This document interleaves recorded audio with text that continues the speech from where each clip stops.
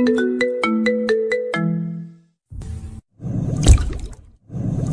আমাকে ভুলেও স্পর্শ করার চেষ্টা করবি না। তোকে আমি স্বামী হিসেবে কখনোই গ্রহণ করতে পারবো না, কারণ তুই একটা কাজের ছেলে। তোকে যতই আম্মু ছেলে বলে দাবি করুক না কেন, আমি তোকে সব সময় কাজের ছেলে হিসেবেই দেখে এসেছি।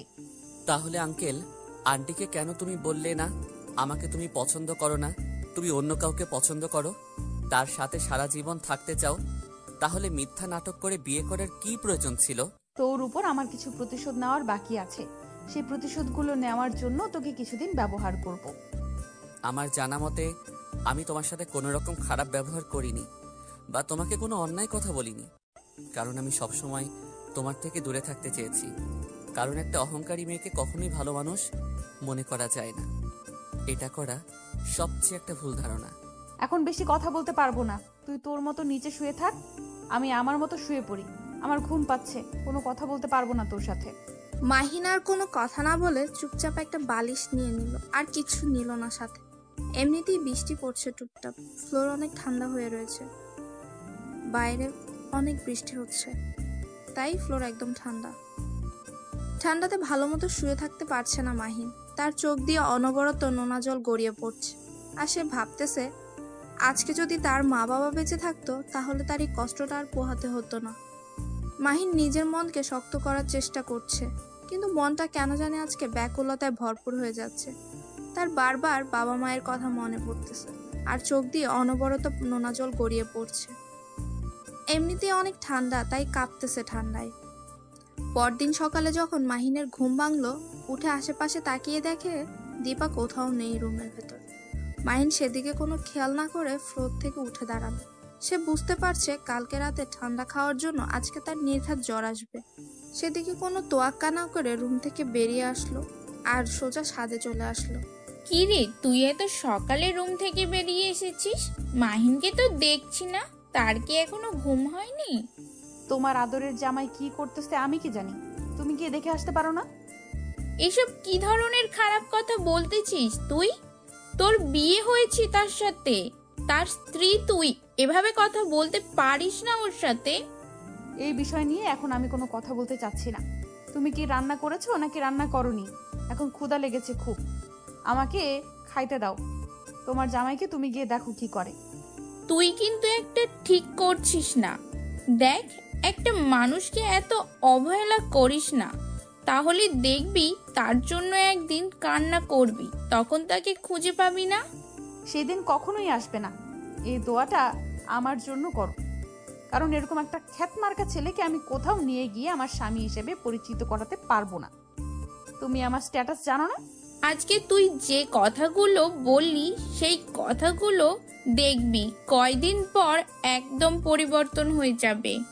সেই ছেলেটার জন্যই তোর মায়া জন্মাবে, আর সেই ছেলেটার জন্যই একদিন কান্না করবি। বেশি অবহেলা করিস না, এই জন্যই বললাম। তোমার এই বকবকানি শুনতে শুনতে সকালবেলা কানটা ঝালাপালা হয়ে গেল। এখন তুমি কি আমাকে খাবার দিবে নাকি আমি রুমে চলে যাব? আচ্ছা, তুই গিয়ে খাবার টেবিলে বসে পড়, আমি নাস্তা রেডি করে রেখেছি, সেগুলো নিয়ে খা। আমি দেখছি ছেলেটা কোথায়। আচ্ছা তুমি গিয়ে দেখো, আমি আমার মতো খাচ্ছি, আমাকে ডিস্টার্ব করবে না। সেতু বেগম দীপার সাথে আর কোনো প্রকার কথা বলল না। সেতু বেগম আগে থেকে বুঝতে পেরেছে তার মাথা নষ্ট হয়ে যাচ্ছে, তাই তিনি তার ভাইপোর সাথে তার বিয়েটা দিয়ে দিল। কারণ মাহিন ছেলেটা অনেক ভদ্র, ছোট থেকে তাদের কাছে বড় হয়েছে। তার আচরণ তারা তো জানে, তাদের মেয়েটাকে যে সে কন্ট্রোল করতে পারবে, তার জন্যই এ ব্যবস্থা করেছে তারা। দীপা দিন দিন দুষ্ট হয়ে যাচ্ছিল প্রচুর পরিমাণ, তার জন্যই তারা বাধ্য হয়েছে ঘরের ছেলের সাথে বিয়ে দিতে। কারণ বাইরে বিয়ে দিলে তো নানা ধরনের কথা শুনতে হতো, তার জন্য। আর মাহিন ছেলেটা তো খারাপ না। দীপার আম্মু মাহিনকে রুমে গিয়ে দেখতে পেল না, বাড়িটা তন্ন তন্ন করেও খুঁজে পেল না। টেনশন হতে লাগলো তার, তাই তিনি ছাদে গেলেন। ছাদে গিয়ে দেখে ছাদের এক সাইডে মাহিন চুপচাপ আকাশের দিকে চেয়ে দাঁড়িয়ে আছে। কি বাবা, এখানে দাঁড়িয়ে কি করছো? সকালের নাস্তা করবে না? তোমার তো সারা বাড়ি খুঁজে কোথাও পেলাম না, তুমি এখানে এসে দাঁড়িয়ে আছো? মাহিন দাঁড়িয়েছিল, হঠাৎ তার ফুপির কণ্ঠ শুনতে পেয়ে পেছনে ফিরে তাকায়। দেখলো তার ফুপি তাকে সকালে নাস্তা করার জন্য ছাদে ডাকতে এসেছে। রুমের ভিতরে ভালো লাগতেছিল না, তাই ভাবলাম একটু ছাদে গিয়ে দাঁড়িয়ে থাকি। অনেকদিন থেকে তো আর ছাদে আসা হয় না, তার জন্য আসলাম। আচ্ছা, হয়েছে, এখন চলো সবাই মিলে নাস্তা করে গিয়ে। তারপর মাহিন আর কোনো কথা না বলে নিচে চলে আসলো। তার পিছু পিছু সেতু বেগমও নিচে চলে আসলো। এসে দেখে তার মেয়ে খাওয়া দাওয়া শেষ করে উঠে রুমের দিকে যাচ্ছে। মাহিন সেদিকে লক্ষ্য করেও করলো না, কারণ সে জানে এখানে কথা বললে তাকেই অপমানিত হতে হবে, তাই কোনো কথা বলল না। চুপচাপ মাহিন খাবার টেবিলে বসে খাবারগুলো শেষ করে রুমে চলে আসলো। রুমে এসে দেখে দীপা বিছানার উপর শুয়ে আছে। মাহিন কোনো কিছু না বলে টাওয়ালটা নিয়ে বাথরুমে চলে গেল। মাহিন বাথরুম থেকে বেরিয়ে এসে দেখে দীপা বিছানায় উঠে বসে পা দোলাচ্ছে। কি রে কুত্তার বাচ্চা, ভুলে গেছিস সকালবেলা যে আমার নাস্তা তোকে রুমে নিয়ে রাখতে বলেছিলাম? সেটা করিস নাই? কিসের জন্য আমাকে নিচে যেতে হয়েছে? কিসের জন্য বল? আজব তো, কখন বললেন আপনি এটা? আমি তো শুনিনি। আর এটা কি ধরনের ভাষা ইউজ করতেছেন আপনি? তোর সাথে আবার আমাকে ভালো করে কথা বলতে হবে? সেটা আবার কখন থেকে শুনি? আমাদের বিয়ে হয়ে গিয়েছে, এখন আমাদের সম্পর্কের পরিবর্তন হবে, আর সবকিছুর একটা পরিবর্তন হয়। তোকে কালকে রাত্রে কি বলেছিলাম?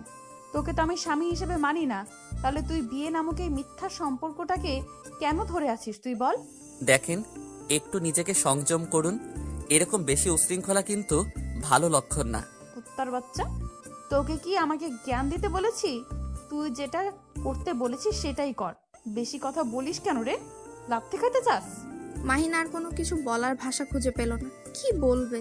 মাহিন ভালো করে বুঝতে পারছে আর কোনো কিছু বলেও তার লাভ নেই, তাকে অযথা গালি শুনতে হবে, এমনকি মায়েরও খেতে হতে পারে। তাই চুপ হয়ে গেল। দীপা যেটা করতে বলেছে সেটাই করে দিচ্ছে মাহিন। দীপা একবার বলছে পা টিপে দিতে, তো একবার বলছে পানি এনে দিতে, আর একবার বলতেছে মাথায় তেল দিয়ে দিতে। মাহিন একদম হযবরলের মধ্যে পড়ে গিয়েছে। কি করবে কি করবে না বুঝতে পারছে না। নিজের কষ্টটা বুকের ভেতর চেপে রেখে তার কাজগুলো করে দিচ্ছে সে। অনেক হয়েছে, এখন যা গিয়ে আমার জন্য কফি বানিয়ে নিয়ে আয় 5 মিনিটের ভেতরে। মাহিন কোনো কথা না বলে চুপচাপ সেখান থেকে তাড়াতাড়ি বেরিয়ে আসলো, আর চোখ থেকে 2-1 ফোঁটা পানি গড়িয়ে পড়লো। কি করবে সে বোঝে না। তাড়াতাড়ি রান্নাঘরে গিয়ে কফি বানিয়ে নিয়ে আসলো। ওর হাতে দিয়ে চুপচাপ অন্যদিকে তাকিয়ে নিচে বসে পড়লো। তোকে এখানে কি আমি বসে থাকতে বলেছি? ঘরটা পরিষ্কার করবে কে শুনি? তাড়াতাড়ি ঘরটা পরিষ্কার কর, আর সুন্দর করে সবকিছু পরিষ্কার করবি, আর সুন্দর করে সাজিয়ে রাখবি। আমি কালকে রাতে অনেক ঠান্ডা খেয়েছি, তাই একটু শরীর খারাপ করছে। পরে করি, যখন একটু আরাম পাবো তখন করে দেব। কাজের ছেলেদের আবার কিসের আরাম? তোর কি বিশ্রাম নিতে হয়? তোকে তো কাজ করে খেতে হবে। কাজ কর, না করলে তোকে ভাত দেবে কে? এখানে এখানে কি বসে বসে খাইতে এসেছিস তুই? মাহিনের মুখ একদম চুপ হয়ে গেল। কি বলবে বুঝতে পারছে না। আজকে এতিম বলে তাকে কত কথা শুনতে হচ্ছে, তাও আবার বিয়ে করা বউয়ের মুখ থেকে। ভাগ্যে লেখা ছিল তাকে? এটাই কি ভাগ্যে লেখা ছিল তার? কে জানে। মাহিন আস্তে আস্তে সবকিছু পরিষ্কার করতে লাগলো। মাহিনের গা প্রচুর গরম হয়ে যাচ্ছে, কালকে রাতে ঠান্ডা খেয়েছে তাই হয়তো। একসময় পরিষ্কার করতে করতে হাঁপিয়ে গিয়ে ফ্লোরে বসে পড়লো মাহিন। কিরে, সকালের কি খাওয়া দাওয়া কম করে খেয়েছিস নাকি এত তাড়াতাড়ি হাঁপিয়ে গেলি? একটা রুম ভালো মতো পরিষ্কার করতে পারিস না? বললাম তো, কালকে রাত্রে ঠান্ডা লাগার ফলে আজকে আমার মনে হয় জ্বর আসবে, তার জন্য কোনো কিছু ঠিক মতো করতে পারতেছি না। আর বাহানা দেখাতে হবে না, তুই আমার চোখের সামনে থেকে সরে যা, না হলে কিন্তু পিটানি খাবি। আমার কি দোষ ছিল? কালকে আপনি আমাকে রাত্রে ফ্লোরে শুয়ে থাকতে বলেছিলেন, যার ফলে ঠান্ডা খেয়েছি। এখন শরীরে তাপমাত্রা বেড়ে যাচ্ছে, জ্বর আসবে। হয়েছে, আর আমাকে দোষারোপ করতে হবে না। এখন তুই যা, গিয়ে কোথাও পড়ে থাক, আমার চোখের সামনে থেকে চলে যা। মাহিন চুপচাপ রুম থেকে বেরিয়ে পড়ল। তার জীবনে এরকম খারাপ দিন আসবে সে কখনো কল্পনাও করতে পারেনি। বিয়ের আগে তো ভালোই ছিল, কারণ বিয়ের আগে মাহিন কখনোই দীপার সামনে যেত না, এরকম কথা বলার জন্যই সবসময় দূরে থাকতো তার থেকে। এখন তো বিয়ে হয়ে গেছে, তাও আবার নতুন। এখন তো তাকে রেখে বাইরে গেলে আন্টি আবার কষ্ট পাবে। মাহিন কি করবে না করবে একদমই দুশ্চিন্তায় পড়ে যাচ্ছে। নিজের মনকে বারবার সান্ত্বনা দেওয়ার চেষ্টা করছে, কিন্তু নিজের মনটা অশান্ত হয়ে যাচ্ছে বারবারই। একটা মানুষের জন্য 2টা মানুষকে সে কষ্ট তো দিতে পারে না, তাই সে কোথাও যেতেও পারছে না। আর আঙ্কেল আন্টির জন্য শত কষ্ট বুকের ভেতর চেপে রেখে মাহিন রুমে প্রবেশ করে। ঘরের এক কোনায় গিয়ে বসে পড়ল। দীপা দেখেও না দেখার ভান করে ফোন টিপতেছে। যদি আপনাদের কাছে ভালো লাগে তাহলে পরবর্তী পর্ব দিব। মাহিনের গত রাতে ঠান্ডা লাগার ফলে এখন প্রচুর জ্বর এসেছে। ঘরে এক কোনায় বসে কাঁপছে সীমাহীন, কিন্তু দীপার সেদিকে কোনো খেয়ালই নেই। দীপা তার ইচ্ছে মতো ফোন টিপছে, এদিক সেদিক সে কোনো দিকেই তাকাচ্ছে না। ফোনে চ্যাটিং নিয়েই সে ব্যস্ত, কিন্তু এদিকে যে তার স্বামীর জ্বরে কাঁপছে সেদিকে তার কোনো খেয়ালই নেই। মাহিন নিজেকে যথেষ্ট সংযমে রাখার চেষ্টা করছে, নিজেকে কন্ট্রোল করতে চেষ্টা করতেছে, কিন্তু জ্বরের তাপমাত্রা এতই বেড়ে গিয়েছে যে সে নিজেকে কন্ট্রোল করতে না পেরে ফ্লোরে পড়ে গেল। মাহিন ফ্লোরে পড়ে যাওয়ার ফলে শব্দ হলো। তখন দীপা তাকিয়ে দেখে যে মাহিন নিচে ছটফট করতেছে। তখন দীপা ফোনটা রেখে উঠে মাহিনের কাছে চলে আসলো। কিরে, এখানে নাটক করতেছিস কিসের জন্য? তোকে না বলছি বাইরে যা, বাইরে গিয়ে যত নাটক আছে করতে থাক। আমার রুমে এত নাটক ভালো লাগে না বলে দিলাম। মাহিন জ্বরের জন্য কোনো কথা বলতে পারছে না। তার এখন সবকিছু কেমন যেন বিরক্ত লাগতেছে। চুপচাপ সেখানে শুয়ে কাঁপতেছে মাহিন। কিরে, কথা কানে যায় না? বলছি না রুম থেকে বের হয়ে যা। এখানেও শুয়ে আছিস কিসের জন্য? বলছি না রুম থেকে বের হয় এক্ষুনি। দীপার কথা শুনে মাহিন ওঠার চেষ্টা করছে, কিন্তু সে উঠতে পারছে না, বারবারই পড়ে যাচ্ছে। এটা দেখে দীপা ভাবতেছে মাহিন হয়তো নাটক করছে তার সাথে, তার মন গলানোর জন্য। কিন্তু মাহিন তো নাটক করছে না, তার তো সত্যিই অবস্থা খুবই করুণ। কিন্তু দীপা ভাবছে সে নাটক করছে। দীপার অহংকার, তার মনে হচ্ছে যে সে অসুস্থতার নাটক করছে। যখন মাহিন বারবার চেষ্টা করে উঠতে পারছে না, তখন মাহিনের আবার সেখানেই শুয়ে পড়ল আর চোখ দিয়ে পানি ছেড়ে দিল। আজকে মাহিনের খুব মনে পড়ে যাচ্ছে তার মা বাবার কথা। যদি আজকে তার আব্বু আম্মু বেঁচে থাকতো তাহলে তার এই করুণ অবস্থায় তার আম্মু কখনোই বসে থাকতে পারতো না, এখানে এসে তার সেবা করত। এখানে এতদিন থেকে সে আছে, কিন্তু কখনো তার আঙ্কেল আন্টি তাকে মা বাবার অভাব বুঝতে দেয়নি। কিন্তু আজকে বিয়ে হওয়ার পর সে হাড়ে হাড়ে বুঝতে পারছে মা বাবা মর্ম। দুই সাইডের কোমরে দুই হাত দিয়ে দাঁড়িয়ে আছে মাহিনের দিকে চোখ রাঙিয়ে। প্লিজ আমাকে মাফ করে দাও, আমি উঠতে পারতেছি না, অনেক চেষ্টা করতেছি, কিন্তু জ্বরের তাপমাত্রা অনেক বেশি, আমাকে যদি একটু পানি এনে দিতেন। কতবার বলবো তুই আমার সঙ্গে নাটক করবি না? তারপরও এভাবে নাটক করিস কিসের জন্য? বাইরে গিয়ে পানি খা যা। এবার কথা শুনে মাহিনের আর কোনো কথা বলার নেই, ভাষা নেই। কি বলবে তাকে? সে দেখতে পাচ্ছে যে একটা মানুষ রোগে আক্রান্ত হয়ে কান্না করতেছে, তাকে একটু সাহায্য করার বদলে এমন তিরস্কার করছে। মেয়েটা যদি অন্য বা অপরিচিত কেউ হতো তাহলে হয়তো কষ্টটা লাগতো না। আসলে প্রিয় মানুষগুলোর কষ্টগুলো তীরের মতো আঘাত করে বুকের ভেতর। আহিন কখনো কল্পনা করতে পারেনি যে তার এই অবস্থা হবে। সামান্য একটু জ্বর হয়েছে আর তার সেবা করার মানুষ খুঁজে পাচ্ছে না সে। হয়তো তার আন্টি শুনলে ছুটে আসবে তার সেবা করার জন্য, তিনি তো জানে না।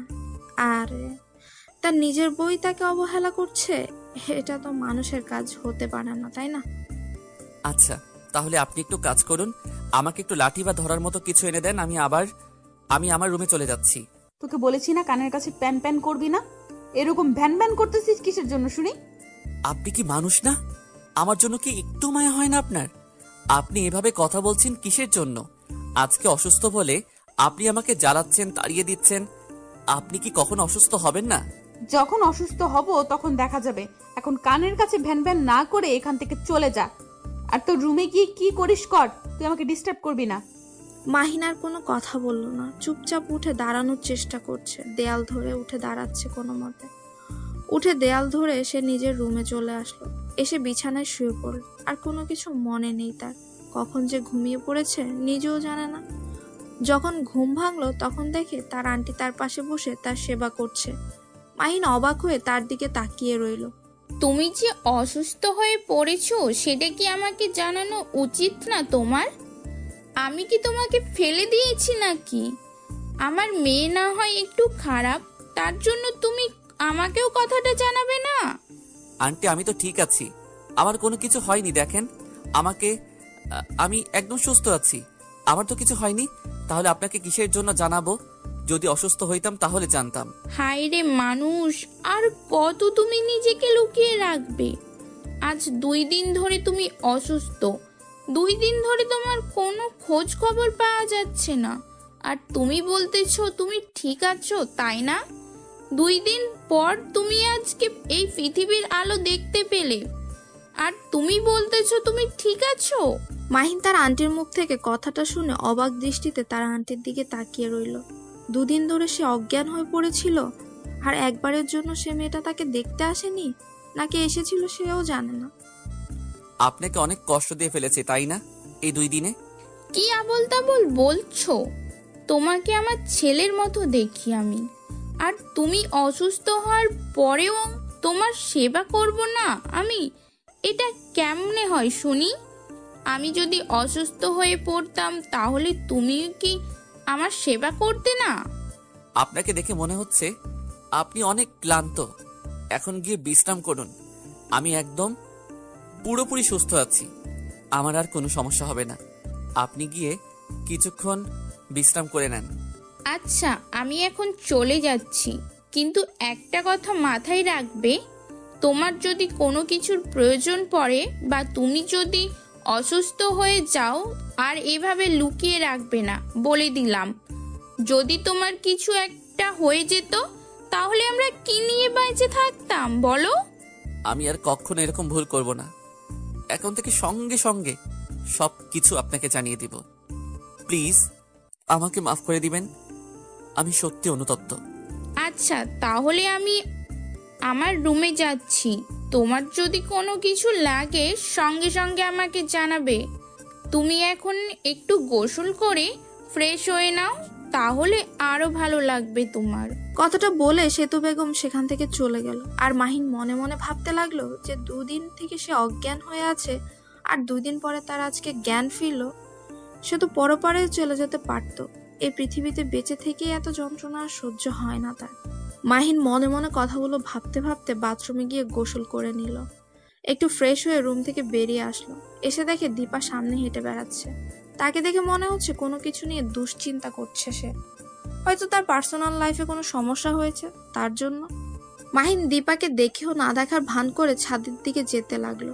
লক্ষ্য করে দেখলো যে তার পেছনে দীপাও আসতেছে। বেশি গুরুত্ব না দিয়ে চলে আসলো মাহিন।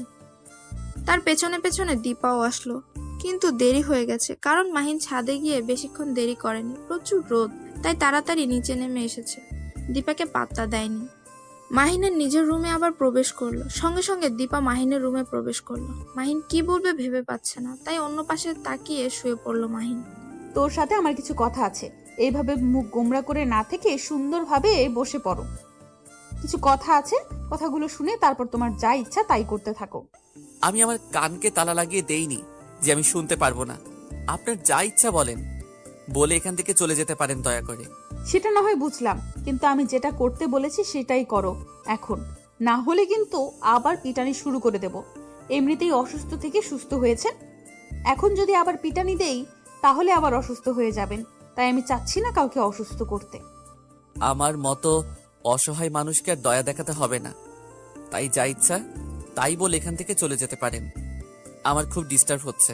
এখন কথা হচ্ছে যে আমার এখন মাথা ব্যথা করতেছে, আমার মাথা মালিশ করে দিবে, এটাই হলো কথা। আর কোনো কথা নেই, তেল এনেছি, তাড়াতাড়ি শুরু করে দাও। আমি এখন পারবো না, আমার খুব ক্লান্ত লাগতেছে। যখন সুস্থ হব তখন আপনার কাজের লোক হিসেবে আবার নিয়োজিত হব। এখন প্লিজ অন্তত আমাকে মাফ করবেন। এখানে আমার মাথা ব্যথা করতেছে আর তুই এভাবে শুয়ে থাকবি, সেটা তো আমি কখনোই মেনে নিতে পারবো না। তুই আমার মাথায় তেল মালিশ করে দিবি, না হলে কিন্তু। মাহিন কোনো কথা না বলে চুপচাপ উঠে দেয়ালের সাথে গা হেলান দিয়ে বসে পড়ল, কারণ ঠিকমতো তো এখনো সুস্থ হতে পারেনি পুরোপুরি। দীপা গিয়ে বসে পড়লো বিছানার এক সাইডে। মাহিন তেলের বোতলটা হাতে নিয়ে আস্তে আস্তে দীপার মাথায় তেল মালিশ করতে লাগলো। মাহিনের খুব কষ্ট হচ্ছে, কারণ একটা অসুস্থ মানুষ, তার এখন কোনো কিছু ভালো লাগবে না। একটা অসুস্থ মানুষের মর্ম বুঝতে পারবে একটা সুস্থ মানুষ কখনো? অসুস্থ মানুষের মন কেউ বুঝে না। কিরে, হাতে কি শক্তি হারিয়ে ফেলেছিস নাকি? এই 2 দিন, ওই 2 দিন থেকে নাটক তো ভালোই করলি। 2 দিন আমার আম্মুর কাছ থেকে তো ভালোই সেবা যত্ন নিলি। কি আর করব, গরিব মানুষ, বাপ মা নেই, তাই অন্যজনকে কষ্ট দিলাম। তোর মতো ছোট লোক আর কি করতে পারে? এগুলোই তো করতে পারে, তাই না? তোকে আর কি বলবো, আর কিছু বলতে চাচ্ছি না। অসুস্থ হয়ে গেছিস, একটু তো তোকে সহমর্মিতা দেখাতে হবে। আপনার মতো অহংকারী মানুষ আমি হাতে গোনা কয়েকজনকে দেখেছি, বলতে গেলেও ভুলে হবে। শুধু আপনাকে দেখেছি, কারণ একটা অসুস্থ মানুষকে যে এইভাবে কষ্ট দিতে পারে সে কখনো মানুষ হতে পারে না, সে পশু। বেশি রকম কথা বলতে পারবো না আর বকবক করতে পারবো না তোর সাথে। এখন মাথা ব্যথা করতেছে, তাই তাড়াতাড়ি মাথায় তেল মালিশ করে দে। মাহিন কোনো কথা না বলে চুপচাপ নিজের মতো করে তেল মালিশ করে দিচ্ছে, আর দীপা চোখ বন্ধ করে সেটা অনুভব করছে। দীপা মনে এখন অন্য কিছু চলছে, মাহিন সেটা হয়তো বুঝতে পারছে না। ক্লান্ত শরীর নিয়ে মালিশ করতেছে, হঠাৎ করে তার চোখ থেকে 2 ফোঁটা জল গড়িয়ে পড়লো। অনেক হয়েছে, আর মাথায় মালিশ করতে হবে না। এখন আমি উঠে বিছানায় শুয়ে পড়তেছি, তুই পা দুটো একটু মালিশ করে দে। মাহিন কি বলবে বুঝতে পারছে না। মাহিন ক্লান্ত শরীর নিয়ে বসে পড়লো বিছানায়। দীপা তার পাশ দিয়ে শুয়ে পড়লো। দীপার ইচ্ছে করছে তাকে জড়িয়ে ধরে নিজের মনের কষ্টগুলো শেয়ার করতে, কিন্তু সে তো তার ভালোবাসাটা বুঝে না। মাহিন শুয়ে পড়েছে দেখে দীপা আর কিছু বলল না। এখন দীপার একটু খারাপ লাগতেছে। একটা অসুস্থ মানুষ এখন ঠিকমতো সুস্থ হয়নি, তাকে দিয়ে তো কাজ করা ঠিক হবে না। তার জন্য দীপা মাহিনের সাইডে শুয়ে পড়লো, উঠে গেল না আর। এটা আমি কি ধরনের ব্যবহার করতেছি তার সাথে? তার সাথে আমার বিয়ে হয়ে গিয়েছে, আমি কেন করতেছি তার সাথে এরকম? আমার তো বোঝা উচিত ছিল যে সে একজন অসুস্থ মানুষ, তাকে এরকম চাপ দেওয়া ঠিক হবে না। আমি এরকম অবুঝের মতো কাজ কেন করতেছি? দীপা পিছনে ফিরে দেখে মাহিন অন্য পাশ হয়ে শুয়ে আছে। দীপা আস্তে করে মাহিনের মাথায় হাত দিয়ে দেখে জ্বর আছে কিনা। হ্যাঁ, এখনো জ্বর আছে। দীপা বিছানা ছেড়ে উঠে গিয়ে বাইরে থেকে এক বাটি পানি আর সাথে একটা রুমাল নিয়ে আসলো। রুমালটা ভিজিয়ে মাহিনের কপালে লাগিয়ে দিতে লাগলো। হঠাৎ করে মাহিন অনুভব করতে লাগলো তার কপালে কেউ কিছু লাগিয়ে দিচ্ছে। তাই সে চোখ খুলে তাকিয়ে অবাক হয়ে তাকিয়ে রইল দীপার দিকে। মাহিন কি বলবে বুঝতে পারছে না, শুধু অবাক হয়েই দীপার দিকে এক দৃষ্টিতে তাকিয়ে আছে। দীপা সেটা দেখেও না দেখার ভান করে তার মতো করে কাজ চালিয়ে যাচ্ছে। তাই মাহিন উঠে একটু সরে বসলো। সেটা দেখে দীপার প্রচন্ড রাগ হলো। আমি এখানে একটা কাজ করতেছি, এইভাবে সরে গেলে কিসের জন্য শুনি? নাকি এখন একটু খাতিরদারি করতেছি দেখে ভাব দেখাচ্ছ? মাহিন কোনো কথা না বলে চুপচাপ সেখানে বসে রইল, আর দীপা অবাক দৃষ্টিতে তাকিয়ে রইল। মনে মনে ভাবতে লাগলো, এটা কি সে স্বপ্ন দেখছে নাকি বাস্তব? দীপার হঠাৎ এত পরিবর্তন ভেবে পাচ্ছে না মাহিন। কি করবে না করবে, নাকি অন্য কোনো প্ল্যানিং আছে দীপার, যেটা মাহিন ভেবে পাচ্ছে না? কি হলো? এইভাবে ওখানে গুটিসুটি মেরে বসে আছো কিসের জন্য? শুয়ে পড়ো বলছি, না হলে কিন্তু কি করব নিজেও জানি না। যেটা বলতেছি সেটাই করো, না হলে তোমার জন্য ভালো হবে না বলে দিলাম। মাহিন এবার কোনো কথা না বলে চুপচাপ শুয়ে পড়লো, আর মনে মনে ভাবতে লাগলো, হঠাৎ করে দীপার এত পরিবর্তন কেন? কিসের জন্য? সে কি কোনো প্ল্যান করতেছে, নাকি তাকে এই বাসা থেকে তাড়িয়ে দেওয়ার জন্য? মাহিনকে তাড়াতাড়ি সুস্থ করে বাসা থেকে তাড়িয়ে দিবে নাকি? বুঝছে না মাহিন। আচ্ছা, আমার এখন অনেক ঠান্ডা লাগতেছে, তাই আর পানি দিতে হবে না আমার কপালে, মানে ভিজা রুমালটা আর আমার কপালে দিতে হবে না। আপনি আপনার রুমে গিয়ে বিশ্রাম করুন, আমি একটু একা থাকতে চাই। কেন? আমি থাকলে এখানে কি সমস্যা? আমার বাসায় আমি যেখানে সেখানে থাকতে পারবো, তোমাকে এটা নিয়ে কথা বলতে হবে না। এখন আমি এখানে থাকতে ইচ্ছে করতেছে, আমি এখানেই থাকবো। তুমি চুপচাপ মেরে এখানে শুয়ে থাকো। মাহিন কোনো কথা না বলে চুপচাপ শুয়ে পড়লো, আর কোনো কথা বললো না মাহিন, কারণ দীপা উল্টাপাল্টা কথা বলবে সেটা শোনার থেকে চুপ থাকাই ভালো। কারণ মাহিনের এখন বিরক্ত লাগছে, কোনো প্রকার কথা বলতে ইচ্ছে করছে না তার। তাই চোখ বন্ধ করে চুপচাপ শুয়ে পড়লো। আর এদিকে দীপা মাহিনের এরকম চুপচাপ স্বভাব দেখে নিজে একটা মুচকি হাসি দিয়ে মাহিনের বুকে শুয়ে পড়লো। মাহিন উঠে পড়লো। আমি এখানে শুয়ে পড়েছি, তোমার ওঠার সাহস হলো কিভাবে আমাকে ডিস্টার্ব করার? আমার খুব বিরক্ত লাগতেছে, এখন শুয়ে পড়ো। আপনি এসব কি করতেছেন বুঝতেছি না তো। আপনার মতলবটা কি আমাকে একটু বলবেন, নাকি এই বাসা থেকে আমাকে তাড়িয়ে দেওয়ার জন্য নানা ধরনের ফোন দিয়ে আটতেছেন? আমাকে বললে আমি চলে যাব, কিন্তু আমাকে কোনো প্রকার কলঙ্ক দেবেন না প্লিজ। এখন কোনো কথা শুনতে চাচ্ছি না, তুমি এখন শুয়ে পড়বে আর আমি তোমার বুকে মাথা রাখবো। আমার কেমন জানি লাগতেছে, মানে বালিশে ঘুমাতে ইচ্ছে করতেছে না। তাই ভাবলাম যে একজন মানুষের উপর শুয়ে থাকলে দেখি কেমন হয়, তার জন্য আর কি তোমাকে দিয়ে পরীক্ষা করতেছি। এখন শুয়ে থাকো। মাহিন কোনোভাবেই দীপার এই পরিবর্তন মেনে নিতে পারছে না। মাহিন শুধু ভাবছে হঠাৎ করে কি হয়ে গেল যে এত পরিবর্তন হলো, কিভাবে? মাহিনের মনে সন্দেহ শুধু উকিয়ে দিচ্ছে। মাহিন কি করবে না করবে বুঝতে পারছে না, শুধু চুপচাপ শুয়ে পড়লো। এখন যদি মাহিন শুয়ে না পড়ে তাহলে দীপা নানা ধরনের প্রশ্ন শুরু করবে, নানা ধরনের কথা বলবে, আর তখন মাহিনের মাথা ব্যথা আরো বেড়ে যাবে। তাই মাহিন চুপচাপ শুয়ে পড়ল। আর দীপা মাহিনের বুকের উপর মাথা দিয়ে শুয়ে পড়ল। মাহিন শুধু টেনশন করছে দীপা নতুন প্ল্যানিং করে তাকে কোনো কষ্ট দিবে না তো। দীপা মাহিনের বুকের উপর শুয়ে পড়ে একদম স্থির থাকছে না, বরং মাহিনের একবার হাত নাড়াচাড়া করছে তো একবার মাহিনের চুল ধরে টানছে। মাহিনের বিরক্ত লাগছে খুব, কিন্তু কিছু বলতেও পারছে না, কারণ সে যে অসহায় আজকে। আপনাকে আমি কিছু কথা বলতে চাই, আপনি প্লিজ মন খারাপ করবেন না, কারণ কথাগুলো বলা খুব জরুরি। এখানে মন খারাপ করার কি আছে বলো, সমস্যা নাই। আমি শুনতে চাই, তোমার যত কথা আছে আজকে আমি শুনবো। তোমার যত মনের ভিতর কথা আছে তুমি বলতে থাকো, আমি শুনতেছি। তোমার হঠাৎ করে এতটা পরিবর্তন আমি কেন জানি মেনে নিতে পারতেছি না। আমার মনে হচ্ছে তুমি নিশ্চয়ই কোনো প্ল্যানিং করতেছো আমাকে এখান থেকে তাড়িয়ে দেওয়ার জন্য। সত্যি করে বলো না প্লিজ, আসলে তোমার এতটা পরিবর্তন হওয়ার কারণ কি? কারণটা আমি নিজেও জানি না। একবার ভেবে দেখলাম যে যেহেতু বিয়ে করেছি আর আমি মেয়ে মানুষ হিসেবে তো একটু নিজেকে কন্ট্রোল করে রাখতে হবে। এত উশৃঙ্খল হলে আসলেই ভবিষ্যৎ খারাপ হবে। আর আমরা তো মুসলিম মানুষ, আমাদের একটা বিবাহ যেহেতু হয়ে গেছে, স্বামীকে কষ্ট দেওয়া তো ঠিক না। আমি এতটাও খারাপ না তুমি যতটা ভাবো, কিন্তু আমি ততটাও খারাপ যতটা তুমি ভাবো না। তোমার কথার আমি কিছু বুঝলাম না। আসলে তুমি কি বোঝাতে চাচ্ছ আমাকে? আর তুমি কেন আমার সাথে এত ভালো ব্যবহার করতেছো? নিশ্চয়ই তার একটা কারণ আছে, তাই না? সেটা ঠিক বলেছ, কারণ ছাড়া কেউ পরিবর্তন হয় না। আমারও কিছু কারণ আছে, তার জন্য আমি পরিবর্তন হয়েছি। আস্তে আস্তে সবকিছু জানতে পারবে। এখন এত প্রেশার দিও না, আমার ঘুম পাচ্ছে, আমাকে ঘুমাতে দাও। মাহিন একদম চুপ হয়ে গেল। সে বুঝতে পারছে না কি করবে। দীপাকে নিজের বুক থেকে সরাতেও পারছে না, আর রাখতেও পারছে না। তার কেমন যেন অস্থির লাগছে। এই বিষয়টা হঠাৎ করে এত পরিবর্তন কেন, কেমন যেন লাগছে মাহিনের মনের ভেতরে, কেমন যেন করছে। কি করবে না করবে সে বুঝে উঠতে পারছে না। আচ্ছা চলো, এখন আমরা ছাদে যাব, আর রুমের ভেতর থাকতে ইচ্ছে করতেছে না। তুমি এখন আমার সাথে যাবে। দীপার এমন কথা শুনে হঠাৎ মাহিন চমকে উঠল। কি করবে বা কি বলবে বুঝতে পারছে না। হঠাৎ করে এরকম বাহানা করার কি আছে? ছাদে গিয়ে কি ধাক্কা মেরে ফেলে দেওয়ার চিন্তা ভাবনা করছে নাকি? মাহিন দীপার সাথে যেতে চাচ্ছে না, কিন্তু দীপা মাহিনকে টানতে টানতে ছাদে নিয়ে গেল। মাহিন দীপার কাছে হার মেনে নিল। অসুস্থ তার শরীর, বিন্দুমাত্র শক্তি নেই তার শরীরে। তারপরও দীপা মাহিনকে টানতে টানতে একদম ছাদে নিয়ে গিয়ে দাঁড় করালো।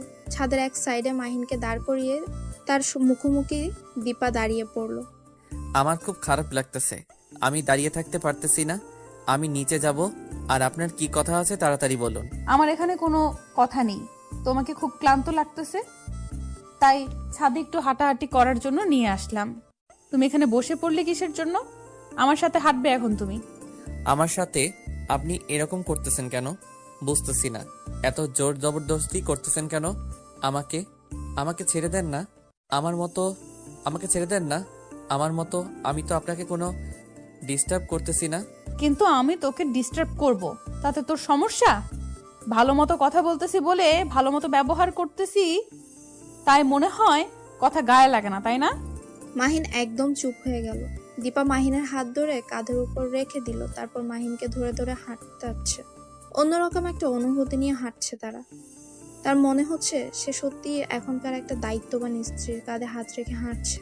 কিন্তু যখন মাহিন দীপার মুখের দিকে তাকায়, তখন নিমিষের মধ্যে সব ভাবনা চিন্তা দূর হয়ে যায়। কারণ তখনই মাহিনের সবকিছু মনে পড়ে যায়, যে আসলে তার সাথে দীপা কি কি করেছে আর তার সাথে কেমন ব্যবহার করেছিল। কি নিয়ে তো টেনশন করতেছো তুমি? তোমাকে দেখে বোঝা যাচ্ছে। আর এখন কি একটু হালকা লাগতেছে তোমার, নাকি এখনো ক্লান্তিটা আছে? মাহিন এখন কি বলবে ভেবে পাচ্ছে না। চুপ করে আছে সে, কারণ তার এখন কোনো কথা বলতে ইচ্ছে করছে না। তার এখন এই মুহূর্তটা খুব ভালো লাগছে, কারণ দীপা তার সাথে ভালো করে ব্যবহার করছে। আর দীপার কথাবার্তাগুলো এখন মাহিনের কাছে খুব ভালো লাগছে। কিন্তু যখন মাহিনের মনে পড়ে যায় দীপা তার সাথে কি কি ব্যবহার করেছিল, তখন মনটা আবার খারাপ হয়ে যায়। আমি কি বলছি আর তুমি কি ভাবতেছো? আমার কথার উত্তর দিচ্ছ না কিসের জন্য? এত দেমাগ বেড়ে যাচ্ছে তোমার, ব্যাপারটা বুঝলাম না আমি। সেরকম কিছুই না। আমার কেন জানি এখন কথা বলতে ইচ্ছা করতেছে না, কারণ বিকালটা উপভোগ করতে ইচ্ছা করতেছে। কথা বললে হয়তো বিকালের সৌন্দর্য উপভোগ করা হবে না। চলো আজকে সন্ধ্যায় একটু বের হব, তোমাকে ডাক্তার দেখাতে হবে। আর ডাক্তার বলেও গিয়েছে তুমি যদি একটু সুস্থ হও তার চেম্বারে নিয়ে যাইতে। তার সাথে একটু কথা বলা লাগবে, আর একটু ঘুরে বেরিয়ে আসা যাবে, তাহলে তোমারও ভালো লাগবে। ডাক্তারের কাছে যাব, সেটা না বুঝলাম কোথাও ঘুরতে যেতে পারবো না, কারণ খুব বাজে লাগে ঘুরতে এখন। কার মুখে কি শুনতেছি যে সময় পাইলেই বাসায় এক মুহূর্ত থাকতো না সেই মানুষটা আজকে বলতেছে তার নাকি ঘুরতে বাজে লাগে। এটা কি আদৌ আমার বিশ্বাস হয়? তখনকার সময়টা আর এখনকার সময়টা আকাশ পাতাল তফাৎ। তখন ছিলাম একলা, আর এখন হয়ে গেছি একদম একলা। তোমার এই কথাটার মানে আমি বুঝতে পারলাম না। আগে একটা ছিল সেটা বুঝলাম, এখন একদম একা, সেটা কিভাবে সম্ভব? বিয়ে করলাম যে তার সাথে সারা জীবন সুখে সংসার করে কাটিয়ে দিব, তার সাথে সুখ দুঃখের গল্প করে সারা জীবন তার হাতে হাত রেখে পার করে দিব, কিন্তু সে আমাকে বুঝলো না। এখন একলা থাকবো না তো কতজনকে নিয়ে থাকবো? দীপা কোনো প্রকার কথা বলল না, কারণ সে মাহিনের মনের অবস্থা বুঝতে পারছে। এই অসুস্থতার মধ্যেও দীপার মাহিনকে কোনো কিছু বলা যাবে না। যদি আবার মানুষটা অসুস্থ হয়ে যায়, এমনিতেই তার আম্মু সে ছেলেটাকে নিয়ে কত টেনশন করে। এখন যদি আবার ভুলভাল কিছু বলে আবার অসুস্থ হয়ে যাবে, তাকে আবার কথা শুনতে হবে, কত চাপ নিতে হবে তাকে। তার থেকে কিছু না বলে চুপচাপ একটা দীর্ঘশ্বাস নিল দীপা। আচ্ছা চলো নিচে যাই, আর এখানে থেকে লাভ নেই, এখন সন্ধ্যা হয়ে যাবে। আম্মু যদি আবার দেখতে না পারে তখন আবার টেনশন করবেন। আমি আপনাকে এই কথাই বলতে চাচ্ছিলাম যে আন্টি যদি এখন দেখতে না পায়, আমাদের দেখতে না পায়, আর সারা বাড়ি খুঁজে না পেলে তো পরে আবার দেখলে রাগারাগি করবে। এখন আমরা নিচে যাই। তারপর দীপা মাহিনকে আস্তে আস্তে ধরে নিচে নিয়ে আসলো। এসে মাহিনকে মাহিনের রুমে না নিয়ে নিজের রুমে নিয়ে আসলো সোজা। মাহিন সেটা দেখে আরো অবাক হয়ে দীপার দিকে কিছুক্ষণ তাকিয়ে রইল। তারপর রুমে নিয়ে গিয়ে বিছানায় বসিয়ে দিল। মাহিনকে বিছানায় বসিয়ে দিয়ে দীপা বাইরে চলে আসলো। তারপর বাহিরের কাজ শেষ করে দীপা মাহিনের পাশে গিয়ে শুয়ে পড়ল। দীপার এইরকম কর্মকাণ্ড দেখে মাহিন অবাকের উপর অবাকই হচ্ছে। কি করবে কি বলবে কিছুই বুঝতে পারছে না সে সঠিকভাবে। কি ব্যাপার, তুমি আমার দিকে অবাক দৃষ্টিতে তাকিয়ে আছো কেন? বুঝতেছি না, তখন থেকে কি দেখতেছো তুমি? আমার দিকে ফেলফেল করে তাকিয়ে আছো, কিছু বলতে চাও নাকি? বলতে চাইলে বলো। মাহিন চুপ করে রইল, কিছু বলল না। মাহিনের চুপ থাকা দেখে দীপার বিরক্ত বোধ করছে, কারণ সে নিজ থেকে কথা বলছে মাহিনের সাথে, আর মাহিন কথা বলছে না। কেমনটা লাগে। দীপা রেগে গিয়ে মারতে গিয়েও থেমে গেল। কি হলো, এরকম চুপ করে আছো কেন? কিছু বলবা নাকি? এইভাবে ফেলফেল করে তাকিয়ে আছো কেন আমার দিকে? কিছু বলো, চুপ করে আছো কেন? কি বলবো সেটাই তো খুঁজে পাচ্ছি না, তাই চুপ করে আছি। কারণ তোমার এত পরিবর্তন আমার কেন জানি না মেনে নিতে ইচ্ছে করতেছে না। তাতে আমার কি? এখন চুপচাপ শুয়ে থাকো তো, আমাকে ডিস্টার্ব করবে না। এত ডিস্টার্ব করো কিসের জন্য বুঝি না। কথা বলো না, আবার ডিস্টার্ব করো। ডিস্টার্ব করো আমাকে, এটা ঠিক না। আমি কখন ডিস্টার্ব করলাম? ডিস্টার্ব তো তুমি করতেছো আমাকে। তোমার জন্য তো আমি ঠিকমতো ঘুমাতে পারতেছি না। এমনিতে অসুস্থ শরীর, তারপর তোমার অত্যাচার ভালো লাগে বলো? এত বড় সাহস তোমার, তুমি আমাকে বকা দিচ্ছ? তোমাকে আমি দেখো কি করি। কথাটা বলে দীপা মাহিনের উপর শুয়ে পড়ল, পুরো শরীর মাহিনের শরীরের উপর। মাহিন কি বলবে বুঝতেছে না, কারণ তার একটু অন্যরকম ফিল কাজ করছে। এখন তার ইচ্ছে করছে যে দীপাকে শক্ত করিয়ে জড়িয়ে ধরে একটু আদর দিতে, কিন্তু সে তো তাকে ভালোবাসে না, আর সে অধিকারও তো তাকে দেয়নি দীপা। দীপা বুঝতে পারছে যে মাহিন তার উপর দুর্বল হয়ে যাচ্ছে, তাই দীপা ইচ্ছাকৃতভাবে মাহিনকে আরো শক্ত করে জড়িয়ে ধরলো, যাতে করে দীপাকে মাহিন একটু আদর করে দেয়। কিন্তু মাহিন ভয়ে দীপাকে স্পর্শ পর্যন্ত করছে না। দীপা কখন কি বলে আর কখন কি করে বসে তা বুঝতে পারে না মাহিন, তার জন্যই চুপচাপ শুয়ে আছে রোবটের মতো। দীপার খুব খারাপ লাগতেছে, কিন্তু কিচ্ছু বলতেছে না, শুধু দেখতেছে মাহিন কতক্ষণ নিজেকে কন্ট্রোল রাখতে পারে। দীপা ইচ্ছাকৃতভাবে মাহিনের সাথে একটু দুষ্টুমি করা শুরু করে দিল। মাহিনের গলায় নিজের ঠোঁট দুটো বসিয়ে দিল। মাহিন কি করবে না করবে বুঝতে পারছে না, কারণ তার কেমন যেন একটা ফিলিংস কাজ করতেছে। সেই ফিলিংসটা যে আগে কখনো অনুভব করেনি। আজকে কেন যেন দীপার নিঃশ্বাসটা তার হৃদয়ের স্পন্দনকে বাড়িয়ে দিচ্ছে। দীপা বুঝতে পারছে মাহিন দুর্বল হয়ে যাচ্ছে তার উপর, তাই মাহিনকে আরো দুর্বল করতে দীপা মাহিনের ঠোঁটে তার ঠোঁট দুটো বসিয়ে দিল। মাহিনের খুব অস্থির লাগছে, কি করবে বুঝতে পারছে না সে। কোনোভাবেই দীপাকে তার উপর থেকে সরাতে পারছে না। দীপাকে সরাতে গেলে দীপা মাহিনকে আরো শক্ত করে আঁকড়ে ধরছে। প্লিজ আমাকে ছেড়ে দেন। আপনি এসব কি করতেছেন? আমার খুব বাজে লাগতেছে। আপনি আমাকে ছেড়ে দেন। কি বলেছিলাম মনে নাই? আমার যা ইচ্ছা তাই করব, তুমি কোনো কথা বলতে পারবে না। চুপচাপ শুধু সহ্য করতে হবে তোমাকে। তার জন্য আপনি আমাকে এইভাবে অত্যাচার করবেন এটা কিন্তু ঠিক না। আজকে অসুস্থ বলে আপনি আমাকে যা তা করতেছেন, তাই না? আবার আপনি করে বলতেছো কিসের জন্য? এখন থেকে তুমি করে বলবে, আর আমাকে তুমি আদর করে দিবে এখন। কথাটা বলে দীপা মাহিনকে আরো শক্ত করে জড়িয়ে ধরলো। মাহিন নিজেকে কন্ট্রোল রাখতে পারছে না। মাহিন কি করবে বুঝতে পারছে না। দীপাকে সরিয়ে দিতে ইচ্ছেও করছে না, কারণ মাহিন একটা ছেলে, রোবট তো আর না। মাহিনেরও খুব ইচ্ছে করছে দীপাকে একটু আদর করে দিতে, কিন্তু দীপা যে পরে কি বলবে সেটা ভেবে ভয়ে শেষ। মাহিন কি করবে বুঝতে পারছে না, নিজেকে কন্ট্রোল রাখতেও পারছে না। এখন কি করবে সে কিছুই বুঝতেছে না। আমার ভালো লাগতেছে না, আমাকে ছেড়ে দেন প্লিজ, আমি ওসব করতে পারবো না। কে বলেছে ভালো লাগে না? আমার যেটা ভালো লাগে আমি সেটা করব। সেটা তো তোমাকে আগেই বলে রাখছি। এখানে বাহানা করার কি আছে? আমি তো ছেড়ে দিচ্ছি না এখন।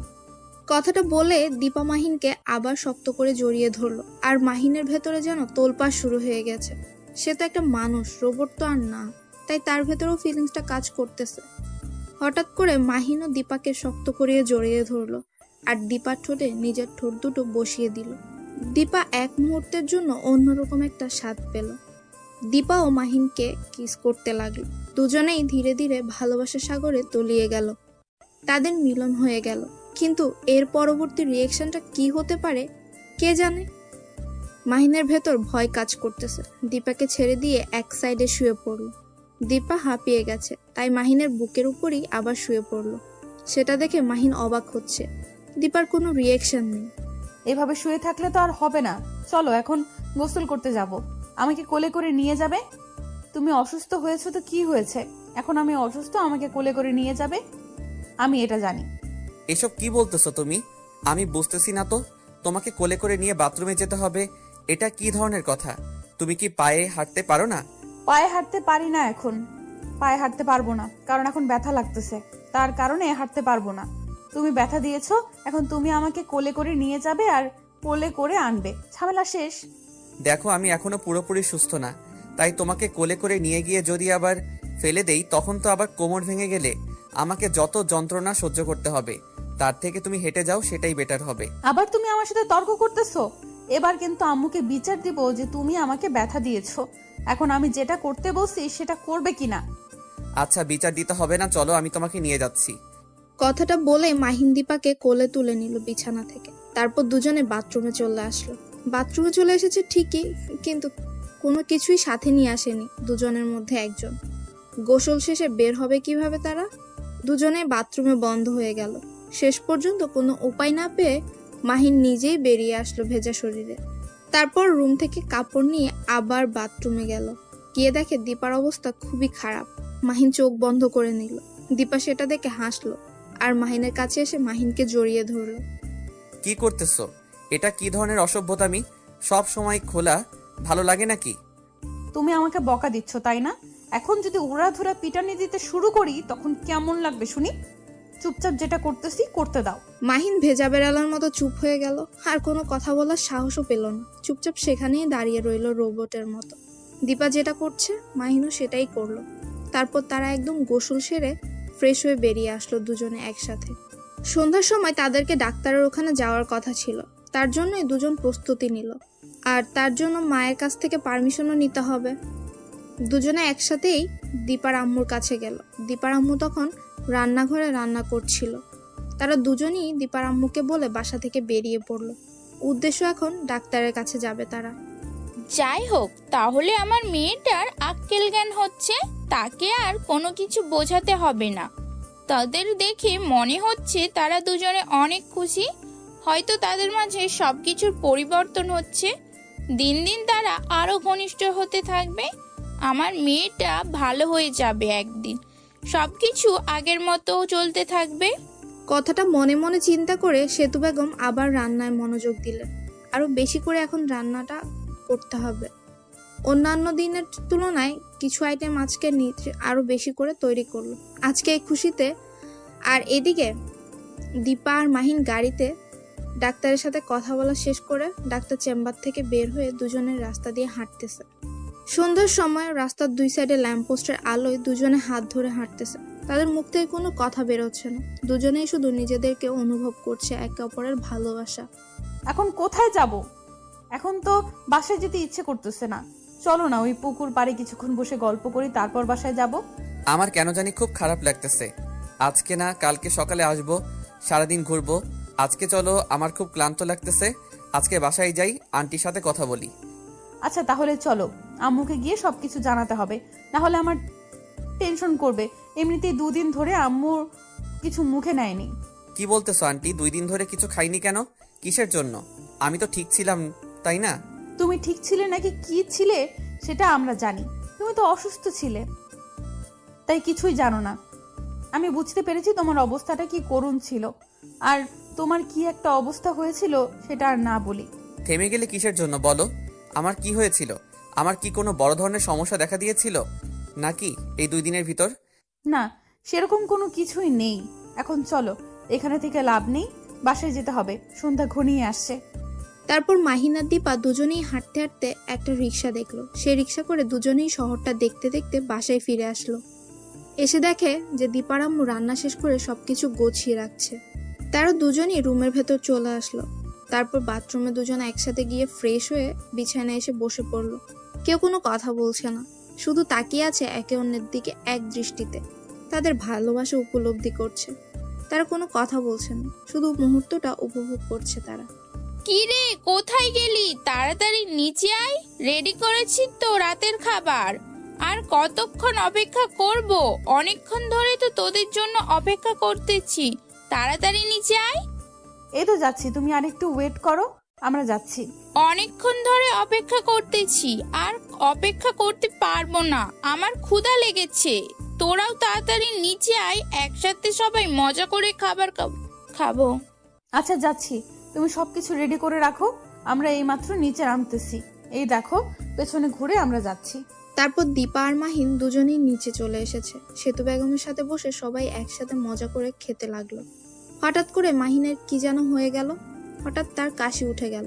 সেটা দেখে দীপা তাড়াতাড়ি উঠে মাহিনের হাতে পানি ধরিয়ে দিল। আর সেটা দেখতে পেয়ে তো সেতু বেগমের মনের ভেতর একটা শান্তি বিরাজ করছে। যাই হোক, তার মেয়ের দিন দিন বুদ্ধি হচ্ছে। তার মেয়েটাকে সে ঘরের মধ্যে বিয়ে দিয়ে একটা ভালো কাজই করেছে। আর এদিকে দীপা মাহিনের মাথায় হাত বুলিয়ে দিচ্ছে, কারণ মাহিনের যেন হঠাৎ কাশ উঠেছে, সেটা থামছেই না। দীপা নিজ হাতে মাহিনকে পানি খাওয়াচ্ছে, আর সেটা দেখে মাহিন নিজেই অবাক হচ্ছে। হঠাৎ করে দীপা যেটা করে বসলো সেটা একদমই ভাবনা চিন্তার বাহিরে। মাহিন কখনো কল্পনাও করতে পারেনি দীপা এমন একটা কাজ করবে, তাও আবার এইখানে। আমি গোসল করতে গেলাম, তুমি তাড়াতাড়ি চলে আসো, একসাথে গোসল করব। আর একটু পর তো বেড়াতে যেতে হবে, তাহলে গোসল তো অবশ্যই করতে হবে, তাই না? আমি এত সকালে গোসল করতে পারবো না, আমার ঠান্ডা লেগে যাবে, আবার জ্বর হবে। আমি গোসল করতে পারবো না, তুমি গিয়ে গোসল করে নাও। একদম নোংরা কথা বলবে না। গোসল করবে না মানে কি বোঝাতে যাচ্ছ? গোসল করতেই হবে তোমাকে। আমি এত সকালে গোসল করতে পারবো না, তুমি গিয়ে গোসল করো। আমাকে এই বিষয়ে জোর করবে না, বলে দিলাম এক্ষুনি। তোমাকে গোসল করতেই হবে। এখন যদি ভালোই ভালো না যাও আমার সাথে, তাহলে কিন্তু জোর করে নিয়ে যাব, তখন কিন্তু আরো অবস্থা খারাপ করে ছেড়ে দেব। এখন ভেবে নাও যাবে কিনা। বললাম তো যেতে পারবো না, তুমি যাও, গিয়ে গোসল করে নাও তাড়াতাড়ি। তোমার রেডি হতে অনেক সময় লাগে, কারণ মেয়ে মানুষদের সব সময় একটু দেরি হয়। মুখ সামলে কথা বলো, না হলে কিন্তু ভালো হবে না। মেয়ে মানুষদের বের হতে দেরি হয় মানে কি? কি বোঝাতে চাচ্ছ? আমি সব মেয়েদের মতো নাকি? আচ্ছা হয়েছে, ভুল করেছি কথাটা বলে। এখন যাও, গিয়ে তাড়াতাড়ি গোসলটা করে নাও, কারণ আমি তাড়াতাড়ি রেডি হয়ে নেই। তোমার লজ্জা করে না? তুমি গোসল না করে থাকতে চাও? তোমার কি শরম বলতে কিচ্ছু নেই?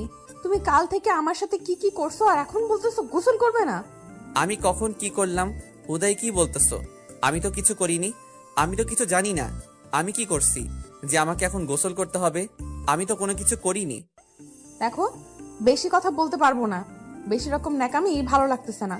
এখন সকাল সকাল তাড়াতাড়ি চলে আসো আমার সাথে, না হলে কিন্তু গণপিটানি খাইতে পারো এখানেই। মাহিন যেই অন্য কথা বলতে যাবে তখনই দীপা আগে গিয়ে মাহিনের মুখে হাত দিয়ে চেপে ধরলো, আর এক হাত দিয়ে তার শার্টের কলার ধরে টানতে টানতে বাথরুমে নিয়ে আসলো। কারণ এত কথা তার আর ভালো লাগছে না। তারা এখন ঘুরতে যাবে, আর এখানে এত কথা বললে তো মুড নষ্ট হয়ে যাবে। তার জন্য দীপা মাহিনকে জোরপূর্বক বাথরুমে নিয়ে গেল। এটা কি করতেছো তুমি আমার সাথে? আমি বুঝতেছি না, তুমি আমাকে এভাবে জোর করতেছো কিসের জন্য? বললাম না তুমি গোসল করে নাও, আমার ঠান্ডা লাগবে। আমি বেরিয়ে যাচ্ছি, তুমি গোসল করে তাড়াতাড়ি রেডি হয়ে নাও। একদম চুপ, কোনো কথা বলবে না। তাহলে তো এখানে এই পিটানে দেওয়া শুরু করে দিব। এমনিতেই মাথা খারাপ আছে, সকালে উঠে যেটা শুরু করে দিয়েছে অন্য এক কাহিনী, আমি সেটার জন্য মোটেও প্রস্তুত ছিলাম না। আমি ভেবেছিলাম তুমি গোসল করার জন্য আমাকে বলবে, কিন্তু আমি তোমাকে গোসল করার জন্য বলতেছি, এটা কি ঠিক? আমি তো খারাপ কোনো কাজ করিনি যে এখন এত সকালে গোসল করতে হবে। আমি সকালে ঘুম থেকে উঠলাম, আমি একটু হাত মুখ ধুয়ে ফ্রেশ হয়ে তারপর তোমার সাথে ঘুরতে বেরোতে যাব। কিন্তু তুমি আমাকে জোর করতেছো কিসের জন্য?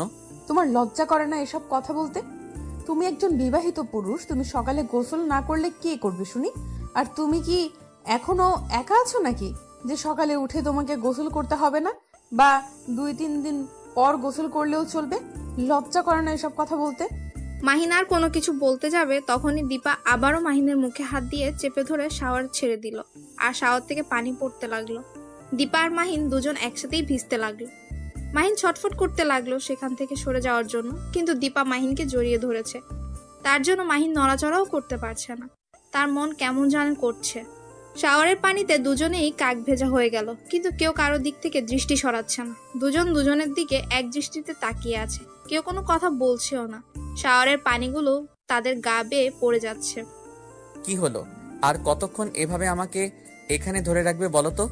যখন ঠান্ডা লাগবে আবার শরীর খারাপ করবে, তখন কি হবে শুনি? তখন তো আরো কিছু করতে পারবে না আমার সাথে। এখন ভেবে দেখো, আমাকে ছেড়ে দিবে নাকি ধরে রাখবে? দীপা মাহিনের কথাটা শুনে মাহিনকে ছেড়ে দিল আর মাহিনকে বলল পরিষ্কার হয়ে নিতে। তারপর দীপা এক সাইডে গিয়ে দাঁড়িয়ে পড়লো, আর মাহিন মাহিনের মতো গোসল করছে। দীপা দীপার মতো, কেউ কারো দিকে তাকাচ্ছে না। দুজন কেমন যেন একটু লজ্জা লজ্জা ভাবে পড়ে গিয়েছে। মাহিন তাড়াতাড়ি গোসল শেষ করে পরিষ্কার হয়ে রুম থেকে বেরিয়ে পড়লো। দীপাকে বাথরুমে রেখেই দীপা মাহিনকে কোনো কিছু বললো না, তার কেমন যেন এখন লজ্জা লাগতেছে তার জন্য। মাহিন বেরিয়ে এসে রেডি হতে লাগলো। আয়নার কাছে দাঁড়িয়ে, তখন দেখে দীপা ভিজা শরীরে ভেতরে চলে এসেছে। মাহিন আয়নার দিকে এক দৃষ্টিতে তাকিয়ে রইল। এভাবে তাকিয়ে থাকতে হবে না, তাড়াতাড়ি বেরিয়ে গিয়ে দেখো আম্মু কি করতেছে। আমি একটু একা একা রেডি হব, তুমি বেরিয়ে যাও এখান থেকে। আমি এখানে থাকলে সমস্যা কি? আমি এখানে থাকবো, কোথাও যেতে পারবো না। কার কি সমস্যা সেটা দেখার সময় নেই আমার। দেখো, ভালো হবে না বলে দিচ্ছি, এরকম করবে না। তুমি এখান থেকে বেরিয়ে যাবে এখন সুন্দরভাবে। আমি বললাম তো আমি এখান থেকে বেরিয়ে যেতে পারবো না, তাতে কার কি সমস্যা সেটা দেখার আমার সময় নেই। তুমি আমার সাথে এরকম করতে পারো না, আমার লজ্জা লাগতেছে। তুমি এখন এখান থেকে বেরিয়ে যাও প্লিজ। তুমি যখন উল্টাপাল্টা কথাবার্তাগুলো বলো আর আমার সাথে যে কাজগুলো করো, তখন তোমার লজ্জা কোথায় যায় শুনি? তখন আমি নিজের কন্ট্রোলে থাকি না, তখন আমি শুধু একটাই চিন্তায় থাকি যে তোমার সাথে মিশে যাব, তার জন্য লজ্জা শরম কোথাও থাকে না। এখন লজ্জা লাগতেছে, এখন তুমি এখান থেকে বেরিয়ে যাবে। তুমি বললেই তো হবে না, তুমি বললেই তো আর আমি বেরিয়ে যাচ্ছি না। আমি এখানে থাকতে চাই। আজকে তোমার শাড়ি পরা দেখবো আর আমি শিখবো, পরে তোমাকে শাড়ি পরিয়ে দিব। প্লিজ এখন না, এখন তুমি এখান থেকে চলে যাও। অন্য এক সময় আমি রাতে আমাকে শাড়ি পরানো শিখাবো। আমি এক্ষুনি শিখবো। আমি এখন কোথাও যাচ্ছি না, এখন শিখতে চাই। আমি শিখবো না, এখন শিখবো। দীপা আর কোনো কিছু বললো না, সে জানে যে মাহিন ভালোই জেদ ধরেছে, তাই দীপা কোনো কিছু না বলে সেখানে শাড়ি পরতে লাগলো। মাহিনও এক দৃষ্টিতে তার নাভির দিকে তাকিয়ে রইল, কিছু বলবে সেটাও বলতে পারছে না। মাহিন ধীরে ধীরে দীপার কাছে চলে আসলো আর এসে শাড়ির আঁচলটা নিজের হাতে নিয়ে নিল। সেটা দেখে দীপা অবাক হয়ে মাহিনের দিকে তাকিয়ে রইল, কিন্তু মুখ দিয়ে কোনো কথা বলছে না। মাহিন আস্তে আস্তে শাড়িটা হাতে নিয়ে দীপাকে শাড়ি পরিয়ে দিতে লাগলো। যখন শাড়ির কুচি দিয়ে দীপার কোমরে গুজে দিতে যাবে, তখন দীপার নিঃশ্বাস একদম ভারী হয়ে আসলো। দীপা ঠিকমতো নিঃশ্বাসও নিতে পারছে না, এতটাই ভারী হয়ে যাচ্ছে। আর তার বুকের ভেতর হার্টবিট অনেক দ্রুত চলছে, মনে হচ্ছে কেউ হাতুড়ি দিয়ে তার হার্টবিটকে পিটাচ্ছে। যখন মাহিন তার হাত দিয়ে দীপার পেটে একটু স্পর্শ করেছে, দীপা এক মুহূর্তের জন্য নিঃশ্বাস নেওয়া বন্ধ করে দিয়েছে। তার মনে হচ্ছে যে পৃথিবীটা থমকে দাঁড়িয়েছে এখন। মাহিন হাত সরিয়ে আনার পরও দীপা রোবটের মতো স্থির হয়ে দাঁড়িয়ে আছে। সেটা দেখে মাহিন অবাক হয়ে তাকিয়ে রইল। কি হলো, তুমি এইভাবে দাঁড়িয়ে আছো কিসের জন্য? আমি তো তোমাকে ছেড়ে দিয়েছি, এখনো কি আমার স্পর্শ অনুভব করতেছো নাকি? দীপা কি বলবে না বলবে ভেবে পাচ্ছে না। দীপা একদম লজ্জায় পড়ে গেল। মাহিনের প্রশ্নের উত্তর কি দিবে সেটাই ভেবে পাচ্ছে না, তাই সেখান থেকে চুপচাপ সরে গিয়ে আয়নার সামনে দাঁড়িয়ে পড়লো। আর নিজেকে দেখতে লাগলো তার স্বামী আজকে প্রথম তাকে শাড়ি পরিয়ে দিল। সেটা দেখতে কেমন লাগে, আর তার স্বামী ঠিকমতো শাড়ি পরাতে পেরেছে কিনা সেটা পরীক্ষা করার জন্য। কি হলো, আমার প্রশ্নের উত্তর দিচ্ছ না যে? এইভাবে ওইখানে গিয়ে দাঁড়িয়ে পড়লে কিসের জন্য বলো? এখন প্লিজ যাও এখান থেকে। তুমি তো অনেক সুন্দর করে শাড়ি পরাতে পারো। কোথা থেকে শিখেছো এই শাড়ি পরানো? আমি তো কোথাও থেকে শিখিনি, তবে মুভিতে দেখেছিলাম তো, তাই একটু সেই হিসেবে তোমাকে পড়াতে চেষ্টা করলাম। কতটুকু ভালো হয়েছে জানি না। তার মানে তুমি মুভিতে যখন নায়িকাকে শাড়ি পরায় নায়ক, তুমি সেটা মনোযোগ দিয়ে তাকিয়ে থাকো নায়িকার পেটের দিকে, তাই তো? সেটা আবার আমি কখন বললাম? আমি তো এমনিতেই দেখতে দেখতে অভ্যাস হয়ে গেছে, তাই আর কি সেই অনুমান অনুযায়ী তোমাকে পড়িয়ে দিলাম। এর থেকে বেশি কিছু না। তুমি কি বলতেছো এসব? অনেক হয়েছে, এখন চলো বাইরে গিয়ে দেখি আম্মু কি করতেছে। হয়তো নাস্তা রেডি করতেছে, কিন্তু আমাদের ডাকতে পারতেছে না লজ্জার কারণে। কালকে যেটা করেছি। সেটা তো পুরোপুরি দোষ তোমার। তুমি হুদাই যেখানে সেখানে যে কাজগুলো করো, তোমার সাথে তো বের হওয়া মুশকিল। কোথায় কি করে বসো? আচ্ছা হয়েছে, এখন চলো বাইরে গিয়ে দেখি আম্মুর কি অবস্থা জানতে হবে। আমরা তো ছোট মানুষ, ভুল স্বীকার করলে আম্মু মেনে নিবে, সমস্যা নেই। তোমার কি লজ্জা করতেছে না এখন আম্মুর সামনে যাইতে? তুমি এত বেহায়া হয়ে যাচ্ছ কেন দিন দিন, বুঝতেছি না। আমি আবার কখন ঠিক ছিলাম? আমি তো সব সময় এরকমই ছিলাম, তাই না আম্মু? এসব দেখতে দেখতে অভ্যস্ত। তার মানে তুমি আরো অনেক ছেলেকে এইভাবে আদর করে দিয়েছো, এইটাই তো, তাই না? আম্মু এসব দেখতে দেখতে অভ্যস্ত। তুমি এটা আবার কখন আমি এটা আবার কখন বললাম? আর আমি ভুলেও কোনো ছেলের কাছে যাইনি, আর ছেলেকে স্পর্শ করা তো দূরের কথা। অনেক জ্ঞান দিয়েছো, আর নিতে চাচ্ছি না। এখন তাড়াতাড়ি চলো বাইরে গিয়ে দেখি কি অবস্থা। তারপর দীপা আর মাহিন দুজনে বাইরে চলে আসলো। এসে দেখে টেবিলের উপর সবকিছু রেডি করা আছে, কিন্তু আন্টিকে কোথাও দেখা যাচ্ছে না। মাহিন ভালো করে বুঝতে পারলো আন্টি কেন উধাও এখান থেকে।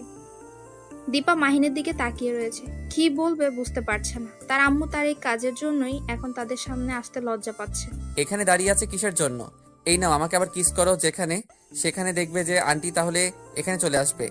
কোথায় একটা সমাধান খুঁজবে, তা না করে আমাকে নিয়ে মজা নেওয়া হচ্ছে, তাই না? আচ্ছা, দেখতেছি কি করা যায়। এখানে তুমি চুপচাপ বসে থাকো, কোনো কথা বলবে না আমার সাথে এখন। কথাটা বলে মাহিন সেখান থেকে চলে গেল তার আন্টির রুমে গিয়ে দেখে তার আন্টি বিছানায় শুয়ে আছে আর কার সাথে যেন কথা বলছে ফোনে। তাই একটু গলা ঝাঁকি দিয়ে মাহিন ভেতরে প্রবেশ করলো।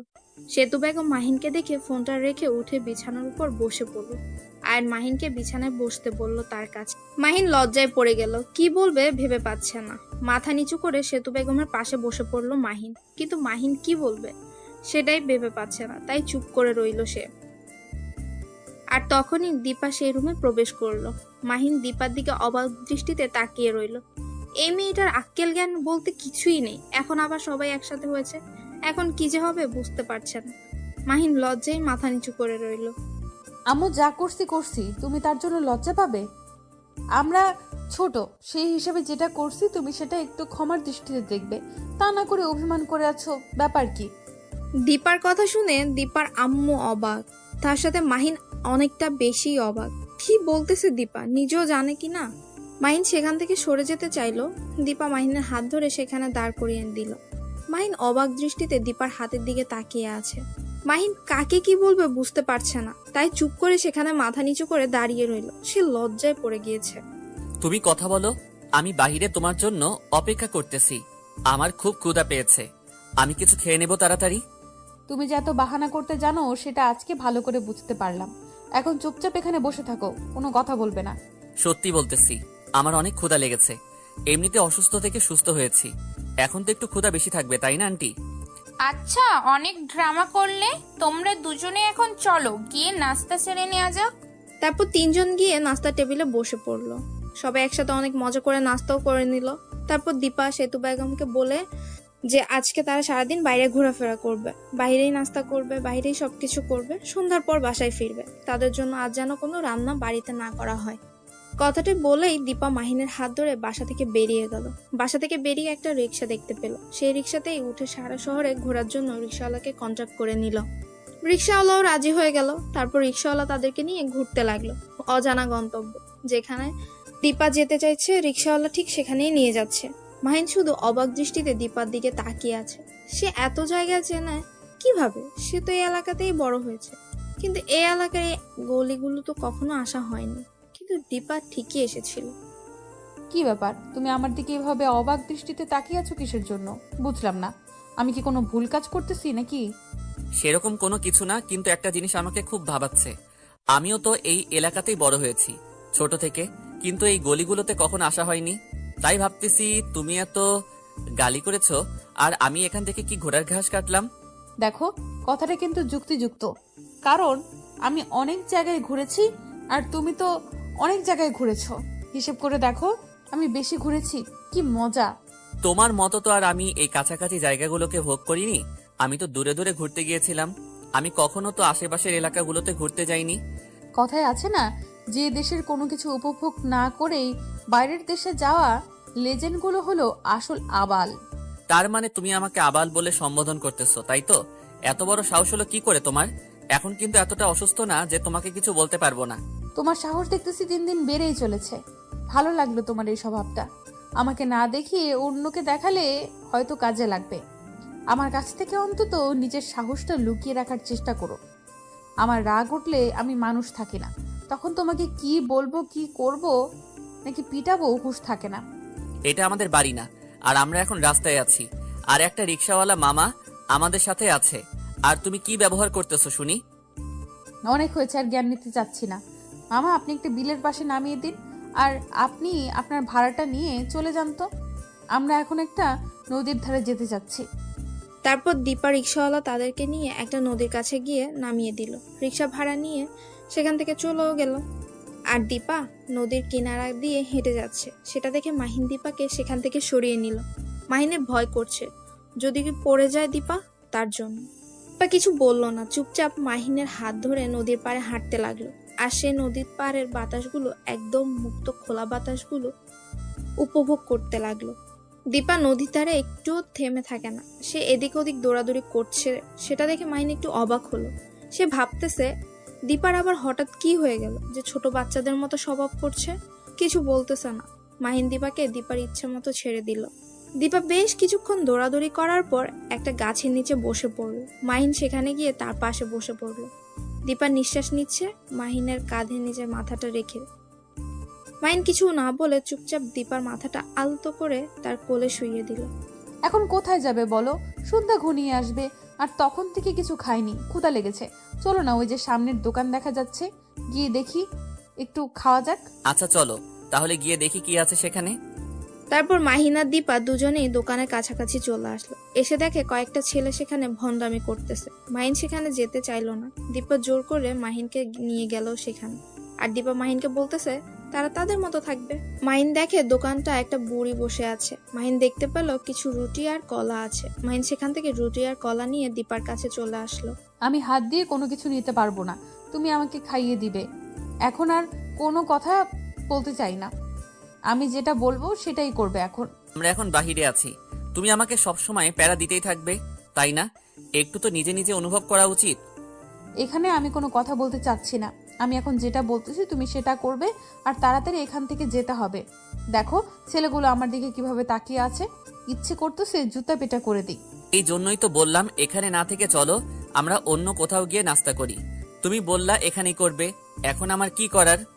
তুমি যদি সাহস পাও বলো, তাহলে দেখো আমি গিয়ে ছেলেগুলোকে জুতা পিটা করে আসি, দেখবে আমার সাহস কত দূর। হয়েছে, থাক, আর সাহস দেখাতে হবে না। আমি কোন ঝামেলায় জড়াতে চাচ্ছি না।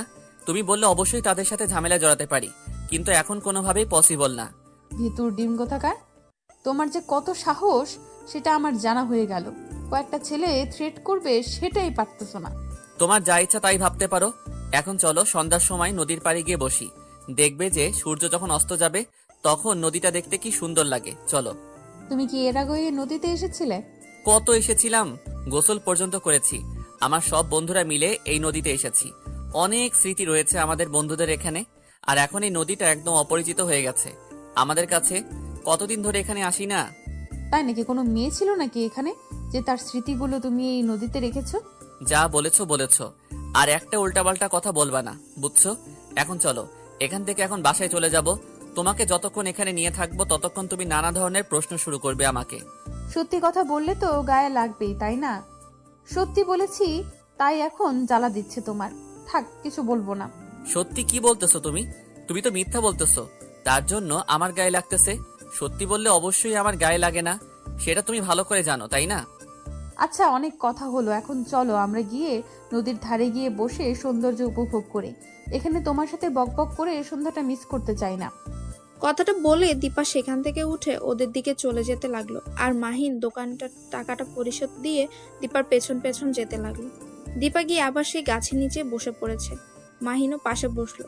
দীপা মুখ গম্ভীর করে বসে আছে, মাহিনের সাথে কোনো কথা বলছে না। সেটা দেখে বুঝতে পারলো যে দীপা তার উপর রেগে আছে। মাহিন একা একাই বকবক করেই যাচ্ছে, এটা বলছে ওটা বলছে। কি করছিল এখানে সে এসব কিছুই বলতেছে, কিন্তু দীপা এখনো তার মুখ দিয়ে কোনো কথা বের করছে না। মাহিন অবাক হলো, দীপা এত তাড়াতাড়ি নিজের মনকে পাল্টে নিল। সে এতক্ষণ তো তার সাথে ঠিকই বকবক করছিল, তাহলে এখন আবার নিজের মনকে পাল্টিয়ে নিল কিসের জন্য, বুঝতেছে না। মাহিন প্রচুর বিপদে পড়ে গেল। এই মেয়েটা রাগ করলে যে কিভাবে রাগ ভাঙাবে সেটাই জানে না, কিন্তু এখন তো রাগ ভাঙাতেই হবে, যে কোনো উপায়ই হোক। মাহিন সামনে এগিয়ে দীপার কোলে মাথা রেখে শুয়ে পড়ল। দীপা সেটা দেখেও না দেখার ভান করে নদীর দিকে তাকিয়ে রয়েছে। কি হলো? এত রাগ করার কারণ কি? আমার সাথে কথা বলবে না? দীপা তাও চুপ করে আছে। কেন কথা বলছে না মাহিনের সাথে? মাহিন কি বলবে বুঝতেও পারছেন। হঠাৎ করে তার এত পরিবর্তন হওয়ার কারণ কি? মাহিন দীপাকে কি বলবে না বলবে খুঁজে পাচ্ছে না, কারণ এর আগে কখনো মাহিন একটা মেয়ের রাগ ভাঙায়নি। তাই সে জানে না যে একটা মেয়ের রাগ কিভাবে ভাঙাতে হয়। মাহিন মহা মুশকিলে পড়ে গেল। কি করবে সে এখন বুঝতেছে না। কিভাবে যে তার মহারানী রাগ ভাঙাবে সে টেনশনেই মরে যাচ্ছে। দেখো আমি কখনো কোনো মেয়ের এইভাবে রাগ ভাঙাইনি যে আমি জানবো একটা মেয়েকে কি করলে তার রাগ ভাঙে। এখন তুমি যদি দয়া করে তোমার রাগটা কন্ট্রোলে না রাখো, তাহলে কিন্তু রাগ ভাঙাতে পারবো না আমি। কুত্তা বিড়াল, তোর সাহস কি করে হয়? তুই আমাকে একা একা বাসায় রেখে তুই এই নদীতে এসেছিলি আর অন্য মেয়ের দিকে তাকিয়েছিলি, তার সাথে মজা নিয়েছিলি, তাই না? তোর সাহস কত বড়, তোর কলিজা কত বড়, আজকে দেখে নেব। বাসায় যা আগে। মাহিন কি বলবে বুঝতে পারছে না দীপার কথা শুনে, কারণ মাহিন কখনো এখানে একটা মেয়ের জন্য আসেনি, কারণ তার ফ্রেন্ড সার্কেলটা তাকে এখানে নিয়ে এসেছিল প্রথম। আর তখন থেকে মাহিনের একটা প্রিয় জায়গা হয়ে গেছিল এই নদীর ধার। তার জন্যই মাহিন প্রতিদিন বিকেলে এই নদীর ধারে আড্ডা দিতে আসতো তার বন্ধুদের সাথে। কিন্তু দীপা এটা কি বলতেছে সে তো বুঝতেছে না। কখনোই তো কোনো মেয়ের জন্য নদীর পাড়ে আসেনি সে। সত্যি বলতেছি, আমি কখনো একটা মেয়ের জন্য এখানে কখনোই আসিনি। আমি শুধু এই নদীর যে সৌন্দর্যটা আছে সেটাকে উপভোগ করার জন্য এসেছিলাম এখানে। সেটা না হয় বুঝলাম, নদীর সৌন্দর্য উপভোগ করার জন্য এসেছিলে, কিন্তু তুমি যে স্মৃতির কথা বললে সেই স্মৃতিগুলো কি আমাকে তো বললা না তুমি? দেখো, আমরা তো ছোট থেকে একসাথে বড় হয়েছি, তাই না? আর তুমি তোমার বান্ধবীদের সাথে ঘুরেছো, বন্ধুদের সাথে ঘুরেছো। আমি তো সেই বিষয়ে কোনো কিছু জানতে চাইনি। তুমি জানতে চাওনি তো কি হয়েছে? আমি জানতে চাই, আমাকে বলতে হবে, কারণ আমার জানার অধিকারটা আছে এখন।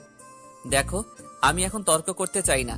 সামনে তাকিয়ে দেখো সূর্যটা কিভাবে তলিয়ে যাচ্ছে। সেটা তুমি দেখো, আমাকে দেখতে বলবা না বলে দিলাম। আর শোনো, তুমি কেন আমাকে বলবা না এই কথা বলো আগে। বললাম তো, আমার কিছু সমস্যা আছে, তার জন্য তোমাকে এই কথাগুলো বলা যাবে না। আমি তো তোমার পার্সোনাল কোনো কথা জিজ্ঞেস করিনি, তাহলে তুমি কেন আমাকে জিজ্ঞেস করবে? তুমি জিজ্ঞেস করনি তাতে কি হয়েছে? আমি জিজ্ঞেস করেছি, আর আমার প্রশ্নের উত্তরগুলো তুমি দিতে বাধ্য, তাই না? দেখো, আমিও যদি তোমার অতীত নিয়ে নাড়া দিতে চাই না, তাহলে তুমি কেন আমার অতীত নিয়ে নাড়া দিতে চাও বলো? তুমি কি মজা পাবে আমার অতীত নিয়ে নাড়া দিয়ে? তার মানে তোমার অতীতে নিশ্চয়ই কোনো মেয়ের বিষয়ে কাহিনী আছে, যার কারণে তুমি তোমার অতীতটা আমাকে বলতে চাচ্ছ না। যেহেতু একসাথে বড় হয়েছি, তোমার সাথে তো আমার তেমন মনে ঘনিষ্ঠ ছিল না। চলো, এখানে আর এক মুহূর্ত আমি থাকতে পারছি না। এখন আমরা বাসায় যাব, আর কোনো কথা হবে না এখানে। তুমি যদি আর একটা কথা বলেছো তাহলে কিন্তু ভালো হবে না। এখন আমরা বাসায় যাচ্ছি, কারণ তোমার উল্টাপাল্টা কথা শোনার সময় নেই এখন আমার। তুমি যদি আর একবার এই কথা মুখ দিয়ে উচ্চারণ করেছো তাহলে কিন্তু ভালো হবে না, বলে দিলাম। আমি বুঝতে পারলাম না তুমি হঠাৎ করে এত রেগে যাচ্ছ কেন আমার উপর। নিশ্চয়ই এর পেছনে কোনো কারণ আছে, সেটা তো আমাকে জানতেই হবে, তাই না? তুমি যদি না বলো তাহলে আমি কিভাবে জানবো? সেটা তোমাকে জানতে হবে না, কারণ আমি তোমাকে সেটা বলতে চাচ্ছি না। তুমি এখন বাসায় যাবে, এটাই হলো বড় কথা। আর যদি একটা কথা এখানে বলেছো তাহলে ভালো হবে না, বারবার বলতেছি। আমার রাগ তোলাবে না। তারপরে তুমি কিসের জন্য আমার সাথে এরকম করতেছো? আমি বুঝতে পারছি না, সামান্য একটা বিষয় নিয়ে তুমি আমার সাথে এত রাগারাগি করতেছো কেন, বুঝলাম না। নিশ্চয়ই এর ভেতরে গভীর কোনো রহস্য আছে, যার জন্য তুমি আমাকে এত থ্রেট করতেছো। বলতেছি না এখানে কোনো গভীর রহস্য নেই। আমি বলতেছি তো, আমি শুধু আমার স্কুলের বন্ধুদের সাথে এখানে আসতাম, তাও আবার ছেলে বন্ধু, কোনো মেয়ে না। আর তুমি যে কি ভাবতেছো সেটা দেখার এখন আমার সময় নেই, কারণ সন্ধ্যা পার হয়ে রাত হতে চলেছে। আর আন্টির কথা কি তোমার মনে নেই?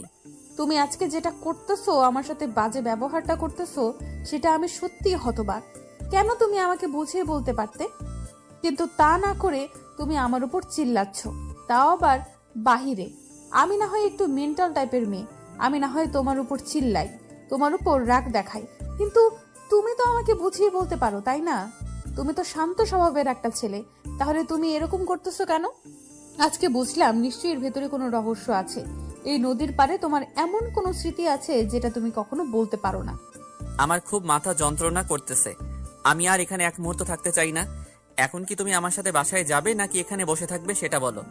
যদি বলো যে তুমি এখানে থাকবে, তোমাকে এখানে ছেড়ে চলে যাব। আমি তো ভাবতাম আমি একটা খারাপ মেয়ে, এখন তো দেখতেছি তুমি একটা খারাপ ছেলে। কারণ তুমি কোথায় আমাকে ভালো করবে আর তুমি আমাকে রাগ দেখাচ্ছ। আর কি বলতেছো? আমি যদি এখন একটু অভিমান করে এখানে বসে থাকি তাহলে তুমি আমাকে ছেড়ে যাবে? তুমি আমাকে তাহলে কি ভালোবাসো? আমি বলতেছি আমার মাথায় খুব যন্ত্রণা হচ্ছে, আমি আর এখানে থাকতে পারতেছি না। আমি এখন বাসায় যাব। তুমি কি যাবে নাকি? এখানে বসে থাকবে সেটা তোমার ব্যাপার। তুমি যদি যেতে চাও তাহলে তাড়াতাড়ি চলে এসো। দীপা কি বলবে ভেবে পাচ্ছে না, কারণ মাহিনের এইরকম ব্যবহার সে কখনো কল্পনাও করতে পারেনি। মাহিন এভাবে কথা বলছে, তাও আবার সেটা দীপার সাথে। হ্যাঁ, একদমই দীপার কল্পনার বাহিরে। কারণ দীপা যতটা মাহিনকে চিনে, মাহিন খুব শান্তশিষ্ট একটা ছেলে, সে কখনোই এতটা রেগে যেতে পারে না। কিন্তু তার কি এমন হলো যে দীপার এই সামান্য প্রশ্নের জন্য সে এতটা রেগে যেতে পারে? তার পেছনে নিশ্চয়ই একটা গভীর ষড়যন্ত্র বা একটা রহস্য লুকিয়ে আছে। সেটা কি দীপা সেটা জানে না, আর জানতে চাওয়ার জন্য প্রশ্ন করাতে মাহিন এতটা রেগে গিয়েছে। তাই দিবা ভাবছে মাহিনের কি হয়ে গেল, আর এত পরিবর্তনই বা কেন হলো। দীপা আর কোনো কথা না বলে নিজেকে কন্ট্রোলে রাখলো, কারণ দীপা মেন্টাল টাইপের মেয়ে, সবাই ভালো করেই জানেন হয়তো। গল্পটা শোনার পর থেকে বুঝতে পেরেছেন। আর মাহিন এখন যেটা করছে সেটা দীপার ক্ষেত্রে মেনে নেওয়া কখনোই পসিবল না, কিন্তু তারপরও দীপা নিজেকে কন্ট্রোলে রাখছে। মাহিনের হাত ধরে চলতে লাগলো হাসি মুখে, মনে হচ্ছে একটু আগে কিছুই হয়নি। এরকম একটা মনোভাব নিয়ে দীপা মাহিনের হাত ধরে হাঁটছে। তারপর দীপা আর মাহিন একসাথেই রাস্তায় কোনো প্রকার কথা বলেনি, কারণ সে রাস্তায় কোনো প্রকার ঝগড়া করতে চাচ্ছে না। যা কথা হবে বাসায় গিয়ে শান্তশিষ্টভাবে কথা হবে। এখন যেহেতু মাহিনের মাথা যন্ত্রণাটা বেড়ে গেছে, তাই দীপা নিজেকে হাসি খুশি রাখার চেষ্টা করছে, আর মাহিনকেও হাসি খুশি রাখার চেষ্টা করছে। কারণ ডাক্তার বলেছে মাহিনকে উত্তেজিত হতে দেওয়া যাবে না, তাহলে বড় ধরনের একটা দুর্ঘটনা ঘটে যেতে পারে তার সাথে, যার কারণে নিজেকে কন্ট্রোলে রাখতে হচ্ছে। আস্তে আস্তে ভালোবাসা শুরু করে দিয়েছে তার ভালোবাসার মানুষকে। সে চায় না তার ভালোবাসার মানুষের কোনো ক্ষতি হোক, সে ক্ষতি হতে দিতে পারে না। তারপর একটা রিক্সা করে সন্ধ্যাটা উপভোগ করতে করতে দীপা আর মাহিন দুজনেই হাসি খুশি ভাবে বাসায় ফিরে আসলো। তাদের হাসি দেখে সেতু বেগমের মনে প্রশান্তি বিরাজ করতে লাগলো। কি ব্যাপার, তোমরা তাড়াতাড়ি চলে আসলে যে? আমি তো ভেবেছিলাম অনেক রাত হবে আর আমাকে অনেক রাত তোমাদের জন্য অপেক্ষা করতে হবে, কিন্তু তো আমার ভাবনা ভুল করে দিয়ে তোমরা সন্ধ্যার মধ্যেই বাসায় ফিরে আসলে। ব্যাপার কি, এত তাড়াতাড়ি তোমাদের ঘোরাঘুরি শেষ? আসলে আন্টি হয়েছে কি, আমার মাথায় যন্ত্রণা করতেছে তো তার কারণে চলে আসলাম। বাইরে থাকতে ইচ্ছা করতেছে না। এমনিতেই যানবাহনের যত শব্দ সব মাথার ভিতরে লাগতেছে, তার জন্য বাসায় ফিরে আসলাম। কি বলতেছো তুমি? তোমার মাথার যন্ত্রণা হচ্ছে? তুমি গিয়ে বিশ্রাম নাও, আর তোমাকে দাঁড়িয়ে থাকতে হবে না এখানে। আর হ্যাঁ, আর কখনো আমাকে আন্টি বলে ডাকবে না, এখন থেকে আম্মু ডাকবে। আমারও তো ইচ্ছে করে যে তোমার মুখ থেকে আম্মু ডাক শোনার, তাই না? আচ্ছা, তাহলে এরপর থেকে আন্টি না ডেকে আম্মু বলে ডাকবো, সমস্যা নেই। এখন তাহলে আমি একটু রুমে যাচ্ছি। আমার কেমন জানি মাথায় খুব যন্ত্রণা হচ্ছে, হয়তো বিশ্রাম নিলে ঠিক হয়ে যাবে। আর আমার কি ওষুধ বাসায় আছে? তোমার রুমে আমি একটু আগে ওষুধ রেখে আসলাম। একবার তোমার রুমে গিয়েছিলাম, গিয়ে দেখি তোমার ওষুধ শেষ হয়েছে। তাই আমি একটু বাইরে গিয়েছিলাম একটু কাজে, সেখান থেকে ফেরার পথে তোমার জন্য ওষুধগুলো নিয়ে এসেছি। যাও, সেখান থেকে কিছু ওষুধ খেয়ে নাও। আচ্ছা, আমি তাহলে রুমে যাচ্ছি। দীপা, তুমি আম্মুর সাথে কথা বলো, তার সাথে রান্নার কাজে সাহায্য করো। আমি একটু বিশ্রাম করি, তারপর খাবার সময় আমাকে ডেকে নিয়ে এসো, সবাই একসাথে খাবার খাবো। দীপা মাহিনের সাথে কোনো কথা বলল না। মাহিন সেখান থেকে চলে গেল। দীপা গম্ভীর হয়ে গিয়ে তার আম্মুর কাছে বসে পড়ল। তার আম্মু বুঝতে পারলো তার মেয়ের মন প্রচুর পরিমাণ খারাপ, কারণ তার চোখ দেখে আর মুখ দেখে স্পষ্টভাবে বোঝা যাচ্ছে সেতু বেগমের মনের ভেতর শান্তিটা মুহূর্তের মাঝে বিলীন হয়ে গেল। সেতু বেগম দীপাকেই প্রশ্ন জিজ্ঞেস করবে সেটাই খুঁজে পাচ্ছে না, কারণ কি নিয়ে যে তার মন খারাপ তা তো সেতু বেগম জানেই না। তাই সেতু বেগম যে তাকে কি প্রশ্ন করবে সেটাই ভাবছে। সেতু বেগম তার মেয়েকে দেখে তার কেমন জানি হতে লাগলো। কি ঘটে গেল তাদের সাথে? আজকে ঘুরতে গেল, তখন বলে গেল আজকে রাতে ডিনার করে বাসায় ফিরবে, কিন্তু সন্ধ্যার সময় ফিরে আসলো আবার মন খারাপ। মাহিনের মাথা যন্ত্রণার ব্যাপার কি? কি ব্যাপার মামনি, তোমার কি হয়েছে? এরকম মুখ গম্ভীর করে বসে আছো কেন? কিসের জন্য? বাইরে কি কোনো ঝামেলা হয়েছে? না তো, বাইরে কি ঝামেলা হবে? সব ঠিকঠাক আছে। আমি কোথায় মুখ গম্ভীর করে বসে আছি? এমনিতেই বাইরে থেকে আসলাম, চুপচাপ মেরে বসে আছি। এটা তোমার কাছে আবার গম্ভীর মনে হলো? আমি তো প্রায় মাঝে মাঝে এরকম বসে থাকি, তাই না? প্রতিদিন না, আর আজকে অনেকটা তফাৎ আছে, কারণ প্রতিদিন তুই এভাবে গম্ভীরভাবে করে থাকিস, সেটা আমার উপর রাগ করে।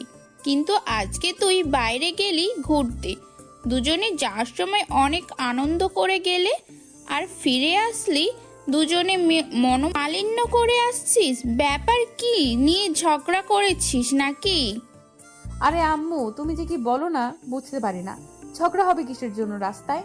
আমি তো নিজেকে কন্ট্রোলে রাখি সব সময় এখন। সেটা তো জানি। এখন আমার মেয়ে লক্ষ্মী হয়ে যাচ্ছে দিন দিন, আগের থেকে অনেক ভালো হয়ে যাচ্ছে। আর জামাই তো এখন বাবা মাকে ভুলেই যেতে ধরেছে প্রায়। তাদের সাথে কোনো কথাই বলে না, তাদেরকে সময় দেয় না। আম্মু, তুমি এটা কি কথা বলতেছো? আমি তোমাকে সময় দেই না, তোমার সাথে কথা বলি না? তুমি আজকে এটা নতুন করে আবার কি বলতেছো? এটা আমার কথা না রে মামনি, এটা তোর আব্বুর কথা। তোমার আইডল মঞ্চে তার কথার কারণ, তার থেকে তুমি আজকে কতদিন ধরে কথা বলো না ভেবে দেখেছো? বিয়ে হওয়ার পর থেকে।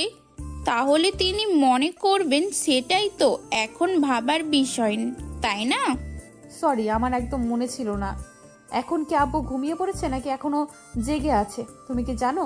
সেখানে তো এখন গভীর রাত হয়ে তো ঘুমিয়ে পড়েছে।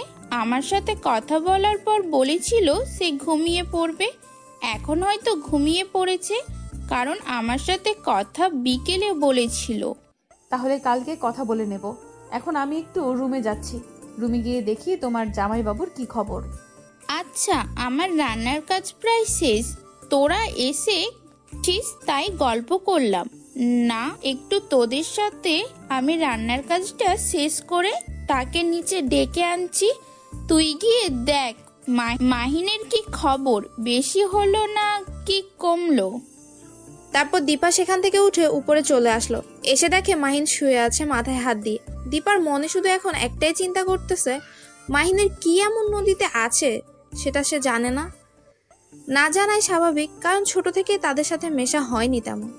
তারপর দীপা গুটি গুটি পায়ে মাহিনের মাথার কাছে গিয়ে বসে পড়লো, আর দীপার এক হাত মাহিনের মাথার উপর দিল। মাহিনের মাথায় হাত বুলিয়ে দিতে লাগলো। মাহিন চোখ খুলে তাকিয়ে দেখে দীপা তার পাশে বসে আছে। মাহিন দীপাকে দেখে শক্ত করিয়ে জড়িয়ে ধরলো। সেটা দেখে দীপা অবাক হয়ে গেল। মাহিনের ভিতর কি এমন চলছে সেটা দীপাকে জানতেই হবে। আচ্ছা, তুমি আমাকে একটা কথা বলবে, তোমার কি হয়েছে? তোমার ভিতর কি চলতেছে? আর তুমি সেই নদীর পাড় থেকে আসার পর থেকে দেখতেছি তোমাকে অন্যরকম দেখাচ্ছে। যতই তুমি আমাকে দেখানোর হাসি খুশি থাকো না কেন, আমি জানি এখন তোমার মনের খবরটা বুঝতে পারি। বলো না কি হয়েছে? আমার কিছু হয়নি। আমার ফ্রেন্ডগুলোর কথা খুব মনে পড়ে যাচ্ছে, তাই খুব মনটা খারাপ হয়ে যাচ্ছে। কারণ তাদের সাথে কতদিন আড্ডা দিয়েছিলাম, কতই না। দেখো, আমার সাথে চাপাবাজি করে কোনো কাজ হবে না, কারণ আমি জানি তোমার নিশ্চয়ই কোনো একটা রহস্য আছে এই নদীর তীরে। বলো না কি আছে সেখানে। তোমাকে আর কত করে বলবো, সেখানে আমার কোনো কিছুই নেই, কোনো স্মৃতি নেই, কোনো কিছুই নেই। শুধু যে স্মৃতিগুলো আছে সেগুলো আমার ফ্রেন্ড সার্কেলদের নিয়ে।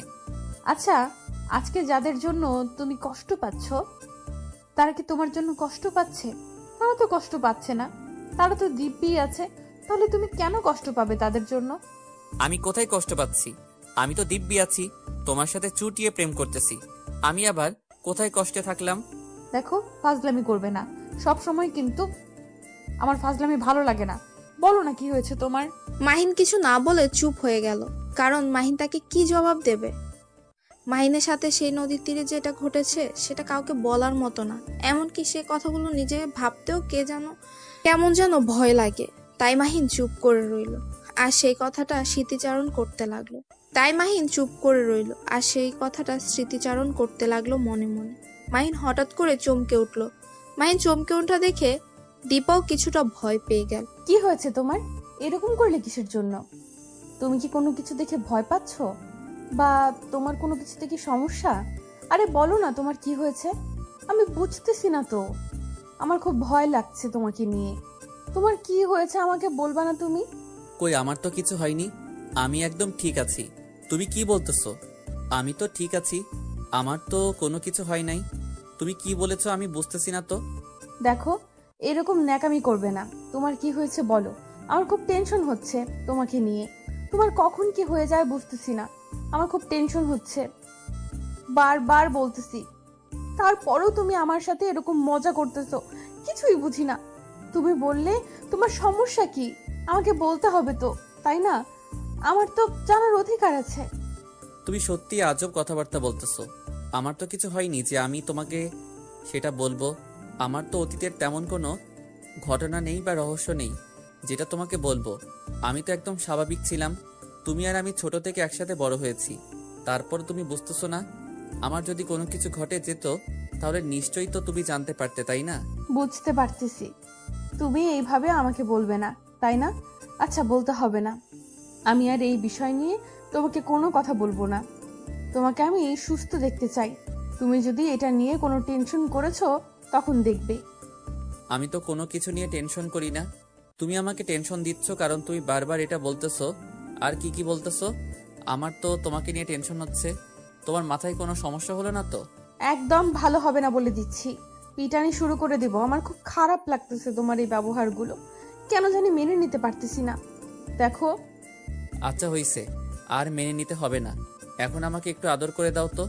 আমার খুব আদর খেতে ইচ্ছা করতেছে। তোমার সেই নরম হাতের একটু গরম আদর এখন পেতে চাই। একটু গরম করে দিবা আমাকে? এখন কোনো মজার মুডে আমি নেই যে তোমাকে আমি মজা দেব এখন, বুঝছো? এখন আমি অনেক টেনশনে আছি, আমাকে আমার মতো থাকতে দাও। তুমি শুয়ে আছো, শুয়ে থাকো। আমি এখন কাউকে গরম করতে পারবো না। কে বলেছে তুমি গরম করতে পারবে না? তুমি পারবে গরম করতে। এইভাবে গোমরা হয়ে বসে আছো কিসের জন্য? আসো না, একটু গরম হয়ে যাই। বলছি না হবে না, তারপরেও এরকম করতেছো কিসের জন্য? আমার সাথে চুপচাপ যেখানে শুয়ে আছো সেখানে গুটিসুটি মেরে শুয়ে থাকো। এখন আমি নিজেই বলতেছি, এখন কাছে আসবে না, তাই তো? যখন তুমি কাছে আসতে চাইবে তখন দেখবে যে আমি তোমাকে কাছে টেনে নেব না। তখন দেখবো মজা কাকে বলে। আমার যখন ইচ্ছা হবে আমি সবকিছু জোর করে নিতে পারি, এটা কাউকে বলতে হবে না। তার মানে তুমি বোঝাতে চাচ্ছ এখন আমিও তোমাকে জোর করে সবকিছু করি, তাহলে তোমার ভালো লাগবে, তাই না? আচ্ছা, তাহলে সেটাই করতেছি। দেখো, একদম ভালো হবে না। তুমি আমাকে এখন স্পর্শ করবে না। ভালো লাগতেছে না, আমার খুব টেনশন হচ্ছে। আর তুমি, দেখো, আমি এখন কোনো কথা শুনতে চাচ্ছি না। তাড়াতাড়ি এখানে শুয়ে পড়ো, তাহলে খুব ভালো হয়। কারণ আমার এখন জড়িয়ে ধরতে ইচ্ছা করতেছে কাউকে। আমি এখন শুয়ে পড়তে পারতেছি না। আমি বলেছি না আমি বাইরে যাচ্ছি, আম্মুকে রান্নার কাজে সাহায্য করব। তুমি তো বলে আসলে একটু আগে, তাই না? আমি বলে এসেছিলাম, তাহলে তুমি আবার ঘরে আসলে কিসের জন্য? ঘরে যেহেতু এসেছো তাহলে একটু আমাকে চুম্মা চাটি দিয়ে যাও। দেখো, একদম ভালো হবে না। লুচ্চামি বন্ধ করো। আর একটা যদি লুচ্চামির কথা বলেছো তাহলে কিন্তু ভালো হবে না বলে দিচ্ছি। লুচ্চামির কি হলো এখানে? স্বামী স্বামী স্ত্রী আমরা, এখানে লুচ্চামির কথা কোথা থেকে আসবে শুনি? আমি কি অন্য মেয়ের দিকে তাকাচ্ছি, নাকি তুমি চাও আমি অন্য মেয়ের কাছে চলে যাই? একদম এরকম কথা যদি মুখ দিয়ে উচ্চারণ করেছো না, তাহলে পিটাইতে পিটাইতে মুখ ভেঙে ফেলবো। মানুষ চেনো তুমি? আমাকে অন্য মেয়ের কাছে যাবে কিসের জন্য? আমাকে রেখে অন্য মেয়ের কাছে যাবে কিসের জন্য? আমার কাছে কিসের অভাব পড়েছে নাকি? আমার কাছে কি অভাব পড়েছে নাকি? অভাবে তো পড়েছে, তা না হলে এত জোর করতেছি তারপর তুমি আমাকে একটু আদর করে দিচ্ছ না। মনে হচ্ছে যে অভাব পড়ে যাচ্ছে দিন দিন, তার জন্য তুমি আমাকে আদর করে দিচ্ছ না, তাই তো? মাহিনের কথা শুনে দীপার রাগ একদম চরম পর্যায়ে উঠে গেল। দীপা মাহিনের এ কথাটা কেন যেন মেনে নিতে পারছে না, কিন্তু মাহিন যেটা শুরু করে দিয়েছে সেটা দীপা কোনোভাবেই মেনে নিতে পারছে না। কারণ দীপার এখন এসব না করাই ভালো। যে কোনো সময় দীপার আম্মু ডাক দিতে পারে। তার জন্যই দীপা নিজের রাগটাকে কন্ট্রোল করার চেষ্টা করছে, কিন্তু মাহিনের কথা শুনে আবার নিজের কন্ট্রোলও হারিয়ে ফেলতেছে বারবার। হঠাৎ করে দীপা মাহিনের চুল হাতের মুঠোয় নিয়ে মাহিনের ঠোঁটে নিজের ঠোঁট বসিয়ে দিল। আর মাহিন একদম অবাক হয়ে চোখ বড় বড় করে দীপার দিকে তাকিয়ে রইল। মাহিন শুধু দীপার সাথে একটু মজা করছিল আর দীপাকে একটু রাগাচ্ছিল, কিন্তু দীপা যে বিষয়টা সিরিয়াসলি নিয়ে নেবে মাহিন কল্পনাও করতে পারেনি। আর মাহিন চেয়েছিল যে দীপাকে রাগিয়ে দিতে, আর দীপা নিজের কন্ট্রোল হারিয়ে ফেলে মাহিনের ঠোঁটে নিজের ঠোঁট বসিয়ে দিয়ে উড়াধুরা কিস করতে লাগলো। মাহিনও কম কিসের, মাহিনও শুরু করে দিল সবকিছু, কারণ তারা তো স্বামী স্ত্রী, তাদের তো সবকিছুই বৈধ, এখানে যা চলবে সবই বৈধ। তাই মাহিন নিজেকে কন্ট্রোল না করে নিজের বউকে ভালোবাসা দিতে ব্যস্ত হয়ে পড়লো। দীপা মাহিনের ঠোঁটের 12টা বাজিয়ে মাহিনের ঠোঁট ছেড়ে দিল। তারপর দীপা নিজের শরীর মাহিনের শরীরের উপর এলিয়ে দিল। এরপরও কি তুমি বলবে যে আমার মাঝে ভালোবাসার অভাব আছে? যদি আর কোনো দিন এই কথা বলেছো, তাহলে দেখবে সেদিন তোমার কি অবস্থা করে ছেড়ে দেই। এটা কি করলে তুমি? তুমি আমার ঠোঁটের 12টা বাজিয়ে ছেড়ে দিলে। দেখো কি কামড়টা দিয়েছো, রক্ত বের হচ্ছে। রক্ত বেরোচ্ছে, ভালোই হচ্ছে, কারণ তোমার না খুব শখ আমার আদর খেতে। এখন দিলাম গরম করে, সারাদিন গরম থাকবে। কেমন হলো? তুমি আমার সাথে মজা করতেছো তাই না? আমার ঠোঁটের 12টা বাজিয়ে ছেড়ে দিবে, এখন আবার যাতা বলতেছো? অনেক হয়েছে, এখন যাও গোসল করে নাও, আর আমি দেখি আম্মুর রান্না কত দূর। আম্মুর নাকি রান্না প্রায় শেষ হয়েছিল, তাই আমাকে রুমে পাঠিয়ে দিয়েছিল তোমার সেবা করার জন্য। আর তুমি যেটা করতেছো আমার সাথে, সেটার বদলে যে তোমার কি করা উচিত। তাই নাকি? তাহলে আমার পায়ে ব্যথা করতেছে, আমার পা মালিশ করে দাও। আমার নাকি সেবা করার জন্য তুমি এখানে এসেছো, তাহলে এখানে বসে আছো কিসের জন্য? তুমি কি আমার উপর প্রতিশোধ নিচ্ছ নাকি? আমি যেটা করেছি তোমার সাথে, তার কি উল্টো প্রতিশোধ নিচ্ছ এখন আমার ভালোবাসার দুর্বলতা নিয়ে? সেটা কেন হতে যাবে? আমি তো শুধু তোমার সাথে একটু ফান করলাম, আর তুমি তো দেখি সিরিয়াসলি কথাটা নিয়ে নিয়েছো। আমি এমনিতেই মজা করে বললাম তোমাকে। আচ্ছা অনেক হয়েছে, এখন যাও গিয়ে গোসলটা করে নাও। আমি আম্মুর কাছে গিয়ে দেখি রান্না কত দূর, আমার খুব ক্ষুধা লেগেছে। আমার তো আর কোনো কাজ নেই, সকালে গোসল করি, রাতে গোসল করি, যখন বলবে তখন আমি গোসল করব, তাই না? আমি বুঝলাম না তুমি এরকম কেন এত নোংরা হয়ে থাকো, কিসের জন্য? তুমি বাহিরে কতক্ষণ ঘোরাঘুরি করলে, নদীর ধারে গেলাম, কত ধুলো বালি জমে আছে, আর তুমি এখন বলতেছো গোসল করবে না? এটা কি করে হয়? দেখো, এই নোংরা মানুষটার সাথে তোমাকে সারা জীবন কাটাতে হবে। এখন যদি ইচ্ছা হয় তাহলে থাকো, না হলে চলে যেতে পারো তোমার রুমে। যাও, আমি আমার রুমে আছি। আচ্ছা আমি বাইরে যাচ্ছি এখন, এসে যেন দেখি গোসল করো নাই, তারপর দেখবে কি করি। এখন কিছু করব না, বোঝো নাই? এখন আমি বাইরে যাচ্ছি, এখন আর কারোর সাথে কথা বলার ইচ্ছে নেই আমার। এখন আমিও কারোর সাথে কথা বলতে চাই না, এখন আমি একা থাকতে চাই। এখানে এসে বকবক করার কি আছে? আমি তো তার কথা শুনি না, আমি কানে তুলো দিয়েছি। ভালো হবে না বলে দিচ্ছি, তুমি যদি আরেকবার আমার সাথে এরকম করেছো, তাহলে সত্যি সত্যি কিন্তু কি যে করব বুঝতেছি না, তাই চুপ থাকো। মাহিন চুপ করে রইল, আর কোনো কথা বলল না। দীপাও রুম থেকে বেরিয়ে গেল। সেতু বেগম রান্নার কাজ শেষ করে টেবিলের উপর সবকিছু সাজিয়ে রাখছে, আর তার মেয়েকে দেখে কিছু বলল না, চুপচাপ তার মতো কাজ করে যাচ্ছে। সেটা দেখে দীপা বুঝতে পারলো তার আম্মু নিশ্চয়ই কোনো একটা কারণে তার উপর একটু রেগে আছে। কি করলে আবার দীপা যে তার আম্মু তার উপর রেগে গিয়েছে? দীপা কথাটা ভাবতেছে, কিন্তু খুঁজে পাচ্ছে না যে কি করবে। আবার তার জন্য তার আম্মু তার উপর রাগ দেখাচ্ছে, সেটাও তো খুঁজে পাচ্ছে না। দীপা এখন কি করা যায়? কথাটা মনে মনে ভাবতে ভাবতে দীপা তার আম্মুর সামনে গিয়ে দাঁড়িয়ে পড়ল। তার আম্মুকে কোনো কাজ করতে দিচ্ছে না সে। এখন আমার এখানে এসে লাভ কি? আমার তো রান্নার কাজ শেষ, তাই না? তুই কেন আসছিস? তোর জামাইয়ের কাছে থাক, আমার এখানে আসার কি দরকার ছিল? তার কাছেই থাক, এখন তো আমাদের লাগে না তোকে। ও আচ্ছা, তাহলে এই ব্যাপার। আগে বলবা না, আমার তো ফোন ছিল না, কারণ তোমার জামাইয়ের সেবা করলাম। সেবা করছিস, ভালো কাজ করছিস। এখন যা, গিয়ে তাড়াতাড়ি ফ্রেশ হয়ে নিচে আয়, একসাথে সবাই নাস্তা করব। আমার খুব ক্লান্ত লাগছে, ঘুমিয়ে পড়বো। আমি পারবো না, তুমি গিয়ে তোমার জামাইকে ডেকে নিয়ে আসো। আমি পারবো না, আমার মেয়ের জামাই না, তোমার মেয়ের জামাই। তোমার ঠাকা, আমার ঠাকা না। বেশ রকম কথা বলতে পারবো না, যেটা বলছি সেটাই কর। ভালো লাগছে না, বললাম না মাথার যন্ত্রণা করছে। আমারও আর একটু ভালো কথা হচ্ছে। তোর আব্বু ফাইনালি ডিসিশন দেবে কবে বাসায় আসবে। তাই নাকি? এত বড় খুশির সংবাদ তুমি এতক্ষণ পর আমাকে দিলে? এটা ঠিক না। আব্বু বাসায় আসতে চলেছে আর তুমি এখন আমাকে সেটা বলতেছো, তাই না? বললাম এটাই বেশি কারণ। তুই তো তোর আব্বুকে এখন ভুলে গিয়েছিস, তাই তোকে বলে লাভ কি? তার জন্যই বলিনি, এখন মনে হলো বলা উচিত, তাই বললাম। তোমার সাথে আমি ঝগড়া করে পারবো না, তার জন্য আমি চুপ হয়ে গেলাম।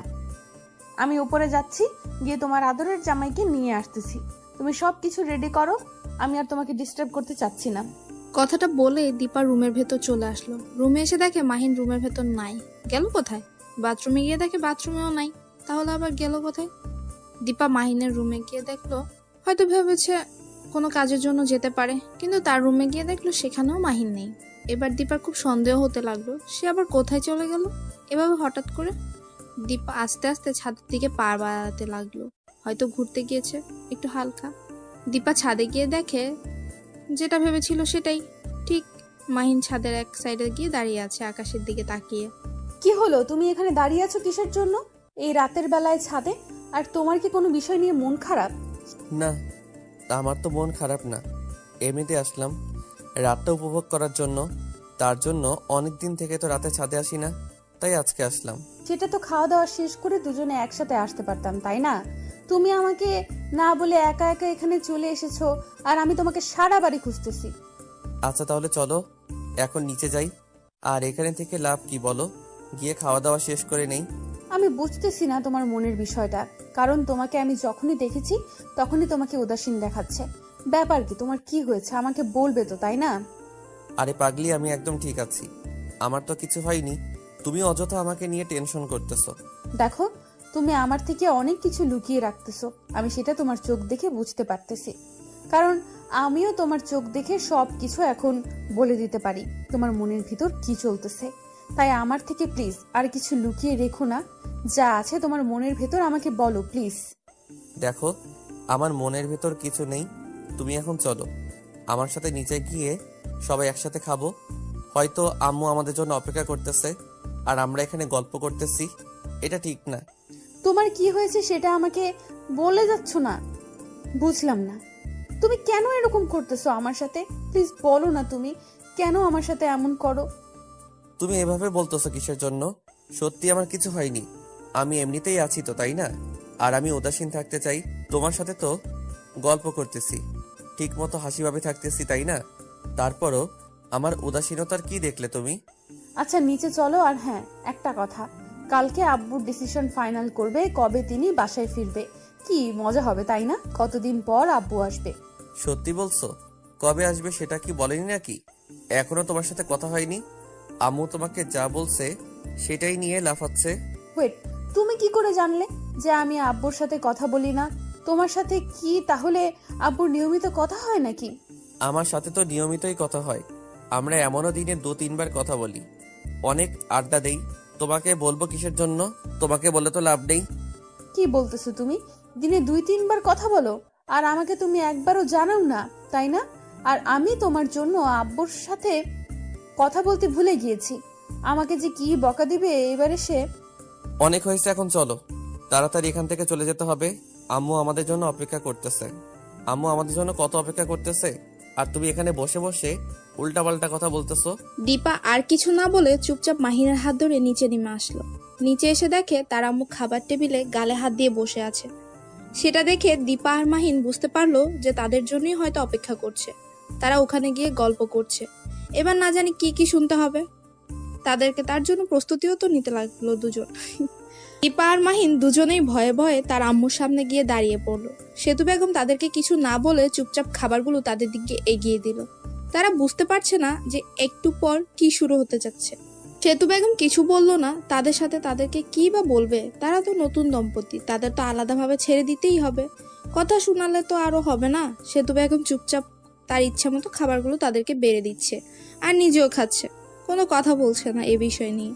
সেটা দেখে দীপা মাহিনের দিকে তাকাচ্ছে, মাহিন দীপার দিকে তাকাচ্ছে, কিন্তু কারো মুখ দিয়ে কোনো প্রকার কথা বেরোচ্ছে না। সবাই যার যার মতো খাবার খাচ্ছে, কেউ কোনো কথাই বলছে না। সেতু বেগম মাহিনকে আর দীপাকে সবকিছু দিতে লাগলো। মাহিন দীপার দিকে তাকাচ্ছে, কিন্তু কিছু বলতে পারছে না। কি জানি কি বলবে, তার জন্য চুপ করে রইলো। আর মাথা নিচু করে দীপা আর মাহিন দুজনেই খেতে লাগলো। খাবার খাওয়া শেষ করে সেতু বেগম দীপাকে বলে নিজের রুমে চলে গেল আর দরজা বন্ধ করে দিল। দীপা আর মাহিন অবাক হয়ে তার দুজনের দিকে তাকিয়ে রইল।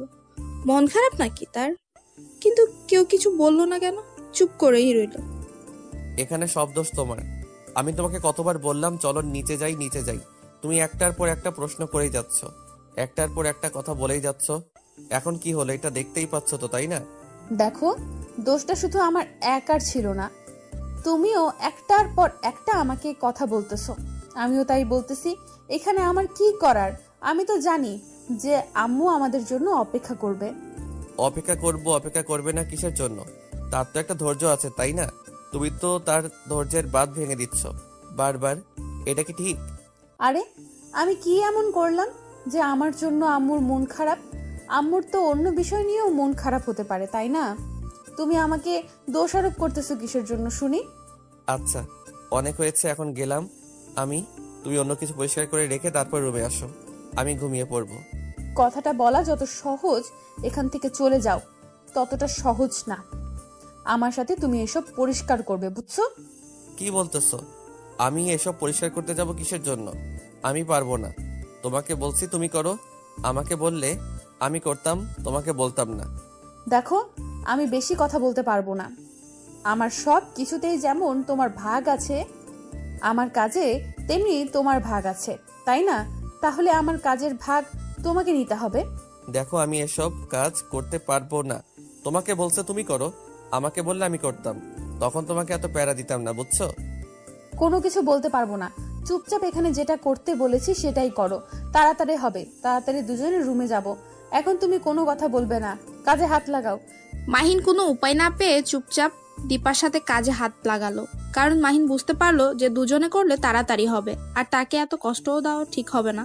তার জন্য দুজনে তাড়াতাড়ি কাজটা শেষ করে রুমে চলে আসলো। এসে মাহিন বিছানায় শুয়ে পড়লো আর দীপা বাথরুমে চলে গেল। কিছুক্ষণ পর দীপা বাথরুম থেকে বেরিয়ে আসলো। এসে দেখে মাহিন শুয়ে আছে চোখ বন্ধ করে। দীপা মনে করলো মাহিন ঘুমিয়ে পড়েছে, তাই দীপা তাড়াতাড়ি গিয়ে মাহিনকে জড়িয়ে ধরলো। কি হলো, ঘুমিয়ে পড়েছো নাকি? আমার বাবু দরকার। কি প্রিপারেশন নিয়েছো তুমি বুঝতেছি না। আমার বাবু কবে আনবে তুমি তাই বলো। আরে তুমি কি ভালোবাসা দিয়েছো নাকি? বাচ্চা মেয়ের মতো কথা বলতেছো। যখন সময় হবে ঠিকই বাবু আসবে, বুঝেছো? এখন ধৈর্য ধরতে হবে। বাবু এত সহজে নেওয়া সম্ভব না। তুমি এনে দিতে পারবে না সেটা বললেই তো হয়। তাহলে আমি একা একাই চেষ্টা করব, তোমাকে কিছু করতে হবে না। আমি তাহলে এসব করে নেব। মাঝে মাঝে তোমার কথা শুনে মনে হয় যে আমি মনে হয় মঙ্গল গ্রহে তোমার সাথে বসবাস করতেছি, তাই না? দেখো, তুমি কোথায় বসবাস করতেছো সেটা দেখার সময় আমার নেই। আমি যেটা বলেছি তুমি সেটা কবে এনে দিতে পারবে সেটা বলো। আচ্ছা চলো, তোমার ব্যবস্থা করে দিচ্ছি এখন। দেখবে যে 1 বছর পর তোমার কোলে বাবু আসবে, সমস্যা নেই। 1 বছর সময় লাগবে কিসের জন্য? এর আগে কি এনে দিতে পারবে না? 1 বছরের কিসের জন্য ওয়েট করতে হবে? তুমি কি পাগল হয়ে গেছো নাকি? কি বলতেছো? বাচ্চা নিতে গেলে মিনিমাম 1 বছর ওয়েট করতে হয়। আমি এসব কিছু শুনতে চাই না। আমি এখন যেটা বলতেছি সেটাই করতে হবে। তাড়াতাড়ি লাগবে আমার, বোঝো নাই? এটা এমন একটা জিনিস চাইতেছো, এটার জন্য অপেক্ষা করতে হবে। না হলে তুমি ঘুমিয়ে পড়তে পারো। আমার ঘুম ধরতেছে, আমাকে ডিস্টার্ব করবে না। তুমি এভাবে বলতে পারো না। আমি যে একটা জিনিস চাইছি তুমি সেটা এনে দিতে পারতেছো না। তোমাকে দিয়ে কি হবে ভবিষ্যৎ আমি বুঝতেছি না। তোমাকে দিয়ে শুধু ঘোড়ার ঘাস কাটানো হবে। তাহলে আব্বুকে বলে একটা ঘোড়া কিনে এনে রাখি বাসায়। সেটাই ভালো হবে। আমি এখন আঙ্কেলকে ফোন করে বলবো যে কয়েকটা ঘোড়া সঙ্গে করে নিয়ে আসবেন, যাতে করে আমি সেগুলো ঘাস কেটে খাওয়াতে পারি। আচ্ছা, সেটাই করতে হবে। তাছাড়া তোমাকে দিয়ে তো আর কিছু হবে না, আমি বুঝতে পেরেছি। তাই তোমাকে দিয়ে ঘোড়ার ঘাস কাটানো ছাড়া আমার পক্ষে আর কিচ্ছু করা সম্ভব না। তুমি ঘুমাও। তোমাকে আর কি করে বোঝাবো? আচ্ছা, আমি খুব ক্লান্ত, আমি ঘুমিয়ে গেলাম। তোমার যা ইচ্ছা তাই করতে পারো। কথাটা বলে মাহিন ঘুমের ভান করে শুয়ে পড়লো চোখ বন্ধ করে। আর এদিকে দীপা রাগে ফুঁসতে লাগলো। সে কিছু বলতে পারছে না, কিছু করতেও পারছে না, তাই চুপচাপ সে রাগের মাথায় নিজের চুলগুলো টানতে লাগলো। আর এদিকে মাহিন চোখ আলতো করে খুলে দীপার অবস্থা দেখে মিটমিট করে হাসতে লাগলো, বালিশে মুখ গুজে দিয়ে, যাতে করে দীপা বুঝতে না পারে যে মাহিন হাসছে। দীপা আস্তে আস্তে মাহিনের পায়ে নিজের পাটা তুলে দিল। তারপর দীপা তার পা দিয়ে মাহিনের পায়ে আলতো করে সুড়সুড়ি দিতে লাগলো। মাহিন বুঝতে পারছে যে দীপার মনে এখন দুষ্টুমি ভরপুর করতেছে, তাই মাহিন নিজেকে যতটা পারছে লুকিয়ে রাখছে তার কাছ থেকে, কারণ দীপা যাতে করে মাহিনকে ডিস্টার্ব করতে না পারে। আর মাহিন এমন ভান করতেছে মনে হচ্ছে সে ঘুমিয়ে গেছে। দীপাও কম না, তার ইচ্ছা মতো মাহিনের পায়ে নিজের পা দিয়ে শুশুরি দিতেই লাগলো আর হাত দিয়ে মাহিনের চুলগুলো টানতে লাগলো যাতে করে মাহিনের ঘুম ভেঙে যায়।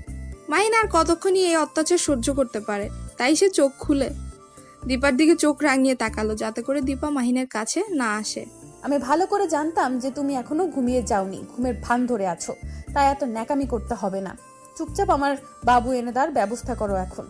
আমি পারবো না, আমার এখন বাবু চাই না। তোমার লাগবে তুমি আমাকে যেভাবে খুশি ব্যবহার করতে পারো, আমি বাধা দেব না। আমাকে ব্যবহার করে তুমি বাবু নিতে পারো। ভালো হবে না বলে দিলাম, ভালোভাবে কথা বলো। আর তুমি কি বলতেছো? তোমাকে দিয়ে কিচ্ছু হবে না নাকি? নাকি তোমাকে ডাক্তার দেখাতে হবে? তোমার কি কোনো সমস্যা আছে এখনো? এসব কি আবল তাবল কথা বলতেছো? ডাক্তার কিসের জন্য দেখাতে হবে? আমাকে কি দেখে মনে হয় আমি কিছু পারি না? তোমাকে দেখে তো সেটাই মনে হচ্ছে, কারণ তোমাকে দেখে মনে হয় না তোমার শরীরে ক্যালোরির কিছু আছে। সবকিছু মনে হয় হাত দিয়ে শেষ করে দিয়েছো। এসব কি নোংরা কথা বলতেছো? বুঝতেছি না। হাত দিয়ে শেষ করে দিয়েছি মানে কি বোঝাতে যাচ্ছ বলো? হয়েছে, থাক, এখন আমাকে আদর করে দাও। এর থেকে বেশি কিছু বলতে পারবো না, কারণ বেশি বললে আবার তোমার গায়ে লাগে, তাই না? তার থেকে না বলাই ভালো। ভালো হবে না বলে দিলাম। আর এসব কথা বললে কি ব্যাপার? সকাল হয়ে গিয়েছে, তুমি এখনো ঘুমিয়ে আছো, ব্যাপার কি? আর ঘুমিয়ে থাকা চলবে না, ওঠো তাড়াতাড়ি। দেখো, আমাকে এখন ডিস্টার্ব করবে না সকাল সকাল। সারাদিন এইভাবে ডিস্টার্ব করলে কতদিন আর বাঁচতে পারবো? এই অল্প বয়সে মরে যেতে হবে আমাকে তোমার এই ডিস্টার্বের যন্ত্রণায়। তোমার সাহস কি করে হলো এরকম বাজে কথা বলার? তোমাকে দেখো এখন কি পিটানি টাইনা দেই। তোমার সাহস দিন দিন বেড়ে যাচ্ছে, তাই না? দেখো তোমার কি অবস্থা করে ছেড়ে দেই। আমার সাথে ফাজলামি, তাই না? দেখো, এখন কোনো রকম পিটানি শুরু করবে না, ভালো লাগতেছে না। তুমি উঠে তোমার কাজে যাও, আমাকে আমার মতো থাকতে দাও, আমাকে ডিস্টার্ব করবে না। তুমি সকালে গোসল করবে না? কেন শুয়ে থাকবে? আমি একা গোসল করতে যাব নাকি? তোমাকে সঙ্গে করে নিয়ে যাব। এখন তুমি আমার সাথে যাবে, এটাই হলো বড় কথা। তুমি না গেলে কিন্তু পানি এনে ঢেলে দিব। আমি জীবনেও এত গোসল করিনি। তোমার পাল্লায় পড়ে যে এতবার গোসল করতে হবে আমি কখনো কল্পনা করতে পারিনি। সকালে গোসল করব, রাত্রে গোসল করব, দুপুরে গোসল করব। দেখো, ভালো হবে না বলে দিচ্ছি। তুমি এখন সদ্য বিবাহিত, তোমাকে গোসল করতেই হবে, এটাই বাস্তবতার সাথে মিলে যায়। বোঝো নাই? আমি অনেক দেখেছি যারা নতুন বিয়ে করে তারা সব সময় গোসল করে, তাই তুমিও গোসল করবে। বুঝলাম না, তুমি কিভাবে দেখলে যে তারা গোসল করে? তুমি এত লুচ্চা ছিলা যে কে কোথায় কি করে সেটা দেখে বেড়াতে, তাই না? আমি কখনো কল্পনা করতে পারিনি যে তুমি এত লুচ্চা একটা মেয়ে ছিলা। তোমার সাথে এত বকবক করতে পারবো না। বুঝে গেছি তুমি আমার কথা শুনবে না, তাই এর একটা ব্যবস্থা করতেই হবে আমাকে, না হলে তুমি ঠিক হবে না, বোঝো নাই? আমি আর তোমাকে এই বিষয়ে কোনো চাপ দিব না। এখন যা করব সেটা কাজে করে দেখাবো। কথাটা বলে দীপা বিছানা ছেড়ে উঠে বাথরুমে চলে গেল। বাথরুমে গিয়ে এক মগ পানি সঙ্গে করে নিয়ে আসলো। মাহিন চোখ বন্ধ করেছিল আর দীপা সেই সুযোগে মাহিনের মুখের উপর সব পানি ঢেলে দিল। মাহিন চমকে উঠে দাঁড়িয়ে পড়লো আর দীপার দিকে অবাক দৃষ্টিতে তাকিয়ে রইল। মাহিন কখনো ভাবতে পারেনি যে দীপা এইরকম একটা কাজ করে বসবে। মাহিন দীপাকে ধরার জন্য দীপার পিছনে ছুটতে লাগলো। দীপা রুম থেকে বেরিয়ে ছোটাছুটি করতে লাগলো। আর সেতু বেগম এখনো ঘুমিয়ে আছে, তাই তিনি এসবের কিছুই জানেন না। মাহিন দীপার পিছনে ছুটছে আর দীপা সামনে যাচ্ছে। মাহিন তাকে ধরতে পারছে না। তুমি আমার কিচ্ছু করতে পারবে না, কারণ আমার কথা না শুনলে তোমার ভবিষ্যতে এর থেকে আরো করুণ পরিণতি হবে, সেটা তুমি দেখতে থাকবে। আজকে তো শুরু করলাম, তখন শুনলে না। এখন কেন ছুটোছুটি করছো আমার পেছনে? এখন তোমার ঘুম কোন বাড়ি গেল? তোমাকে আগে ধরতে পারি, তারপর দেখো তোমাকে কি শাস্তি দেই। তুমি আমাকে ভিজিয়ে দিয়েছো, তাই না? তোমার যে কি করব সেটা এখন তুমি দেখতে পারবে। তুমি আমার কোনো কিছুই করতে পারবে না, বুঝেছো? কারণ আমি জানি তুমি কোনো কিছুই করতে পারো না, কারণ অলস মানুষ কখনো কোনো কিছু করতে পারে না। অলস মানুষ সারা জীবন অলস হয়ে থাকে। তাই নাকি? আচ্ছা, তাহলে আমিও এবার আঙ্কেলের সাথে বিদেশে চলে যাব, আর আসবো না। তখন দেখবো কে আমাকে দেখার জন্য বারবার ফিরে আসতে বলে, কে আমাকে দেখার জন্য বারবার ফোন করে, কে আমাকে দেখার জন্য বারবার আমার কাজে ডিস্টার্ব করে। মাহিনের কথা শুনে দীপা থমকে দাঁড়িয়ে গেল আর এক পাও কোনো দিকে নড়াচড়া না করলো না। মাহিনের বলা কথাগুলো তার মাথায় বাজতে লাগলো। মাহিন তাকে কি বলছে? মাহিন তাকে ছেড়ে বিদেশ চলে যাবে? তার মানে তাকেও তার আম্মুর মতো একা করে থাকতে হবে? এটা কখনোই হতে পারে না। সে কখনো একা থাকতে পারবে না মাহিনকে ছেড়ে, কারণ এই 2 দিনেই সে ভালো করে বুঝতে পেরেছে যে মাহিনকে ছাড়া তার সারা জীবন একা থাকা অসম্ভব।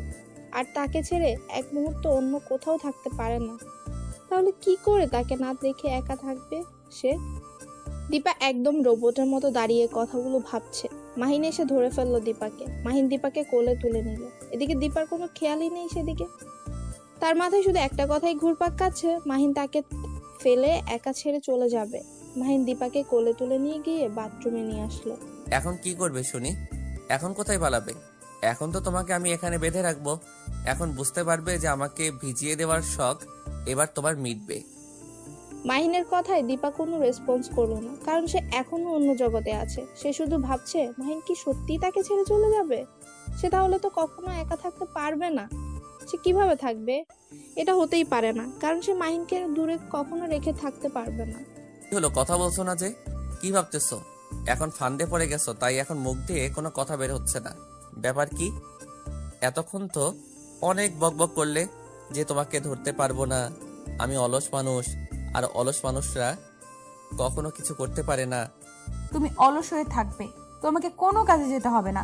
তোমাকে এই অলসতাই ভালো মানায়, কারণ তুমি এইরকম কোনো কাজ কেন করতে যাবে? তুমি সেটা করতে পারবে না, তার থেকে তুমি অলস হয়ে থাকো, সেটাই ভালো হবে। এটা আবার কি ধরনের কথা? আমি কিসের জন্য বসে থাকবো? মানলাম কিছুদিনের জন্য বাসায় থাকলাম, নতুন বিয়ে করেছি তাই বাসায় থাকলাম তোমার সাথে, কিন্তু কিছুদিন পর দেখবে যে আমাকে তোমার সহ্য হবে না, তখন তো আমাকে বাইরে যেতে বলবে। সেটা কখনোই হবে না। আমি যতদিন বেঁচে আছি তুমি অলস হয়ে থাকবে আমার কাছে। তোমাকে কোথাও যেতে হবে না, তুমি আমার সাথে থাকবে, অন্য কোথাও যাবে না, বুঝছো? তুমি যে পাগল হয়ে গিয়েছো সেটা প্রমাণ দিচ্ছ আমাকে এখন। কারণ তুমি কি বলতেছো এসব তুমি ভাবতে পারতেছো? তোমার সাথে যেখানেই থাকি আমাদের তো বাচ্চা হবে, তাই না? তাদেরকে খাওয়াবো কি আমরা? কেন, আমার বাপের কি কম আছে নাকি? সেগুলো কে খাবে শুনি? সেগুলো তো আমাদেরকে খেতে হবে, তাই না? আমরা বসে বসে খাবো, কোনো কাজ করতে পারবো না। দেখো, এটা কখনোই বাস্তবতার সাথে মিলবে না, তাই না? আমাদেরকে কিছু করতে হবে, তাই না? আমাদের ভবিষ্যতের জন্য, আমাদের ভবিষ্যতের বাচ্চাদের জন্য। আমি দরকার হলে বাচ্চা নেব না, তাও তোমাকে আমি কোথাও যেতে দেব না, বুঝছো? কারণ তোমাকে ছাড়া আমি থাকতে পারবো না, এটা কখনো সম্ভব না। আমি যেটা বুঝলাম, তোমাকে ছাড়া থাকা আমার পক্ষে সম্ভব না। সেটা না হয় আমিও বুঝলাম, কিন্তু দেখো তুমি কি বলতেছো। বাচ্চা নেবো না কিসের জন্য? বাচ্চা তো নিতেই হবে। আর তুমি তো কালকে বললে যে তোমার বাবু লাগবে, তাহলে এখন বলতেছো বাচ্চা নিবা না, এটা কোন ধরনের কথা?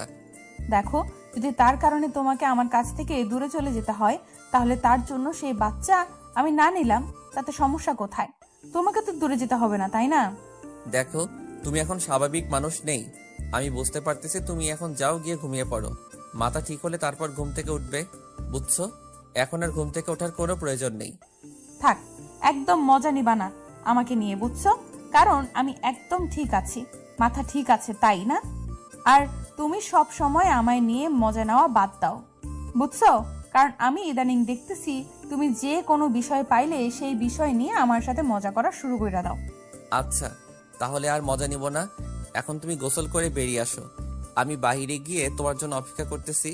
একটু বাইরে যাব আজকে, আমার একটা ফ্রেন্ড আসার কথা। কি বলছো? আমাকে এখানে ভিজিয়ে দিয়ে তুমি এখন বাইরে চলে যাবে গোসল না করে? এটা কিভাবে সম্ভব? তোমাকে এখন গোসল করতে হবে আমার সাথে, আর আমাকে তুমি সুন্দর করে গোসল করায় দিবে এখন।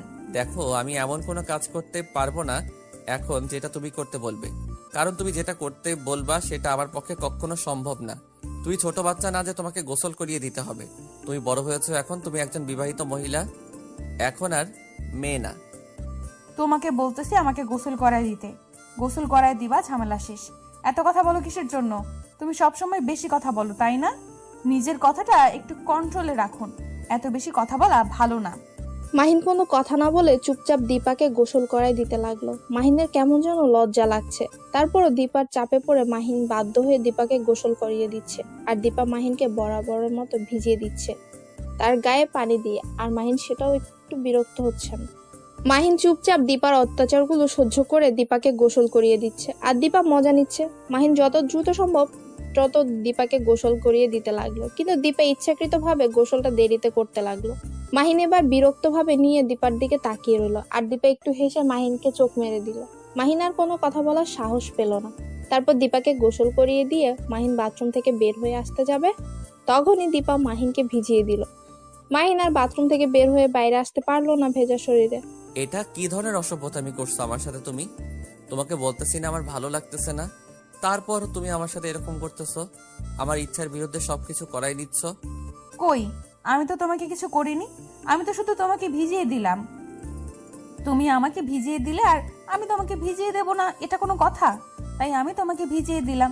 সমান সমান না হলে আমার মনের ভেতর কুতকুতি থেকে যাবে, যার জন্য ভিজিয়ে দিলাম। দেখো, তুমি বলছো ভেজাতে, তাই আমি তোমাকে ভিজিয়েছি, না হলে আমি তোমাকে ভিজিয়ে দিতাম না। তুমি বলছো বিধায় আমি তোমাকে ভিজিয়ে দিয়েছি। আর এখন তুমি এটা কি ধরনের ব্যবহার করলে আমার সাথে? ফালতু মজা ভালো লাগে না।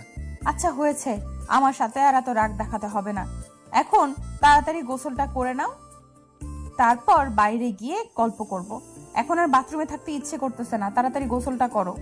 এখন তো তুমি এই কথাই বলবে, আমি সেটা ভালো করে জানি যে এখানে আর তোমার ভালো লাগবে না, কারণ আমাকে ভিজানো শেষ হয়েছে। তোমার তোমার মনের ইচ্ছা পূরণ হয়েছে, আর কি লাগে তোমার? দেখো, তুমি কিন্তু ইদানিং খুব বাড়াবাড়ি করতেছো। যেটা করতে বলছি সেটা করো, না হলে ভালো হবে না। তুমি খুব অল্প কথা বলো কিসের জন্য? যেটা করতে বলি সেটা করো কিসের জন্য? যেটা করতে বলি সেটা করো না কিসের জন্য? কোথায় তুমি? কোথায় চলে গেলে আমাকে একা করে? ফিরে আসো না প্লিজ। আমি আর থাকতে পারছি না একা একা তোমাকে ছাড়া। আমি যেন একটা জিন্দা লাশ হয়ে বেঁচে আছি এই পৃথিবীর বুকে শুধু তোমার অপেক্ষায়। কবে ফিরে আসবে আবার তুমি আমার বুকে? আর কবে আমাকে ভালোবাসবে সেই আগের মতো করে? আমি তোমার ভালোবাসাকে খুব মিস করতেছি। তুমি তাড়াতাড়ি ফিরে আসো আমার বুকে প্লিজ। আর দূরে থেকো না তুমি। কোথায়? ফিরে আসো না প্লিজ, আমি আর সইতে পারতেছি না তোমার যন্ত্রণায় যে আমি প্রতিনিয়ত মরে যাচ্ছি, আবার প্রতিনিয়ত বেঁচে যাচ্ছি শুধু তোমার মুখখানি দেখার অপেক্ষায় আছি। কতদিন ধরে তোমাকে দেখি না, তুমি আর কতদিন এভাবে দূরে থাকবে? বলো না তোমার কি হয়েছিল সেদিনের পর, ফিরে আসো না। কথাগুলো বলে দীপা অঝোর ধারায় কান্না করতে লাগলো। সে আনমনে বৃষ্টির সাথে কথা বলেই যাচ্ছে।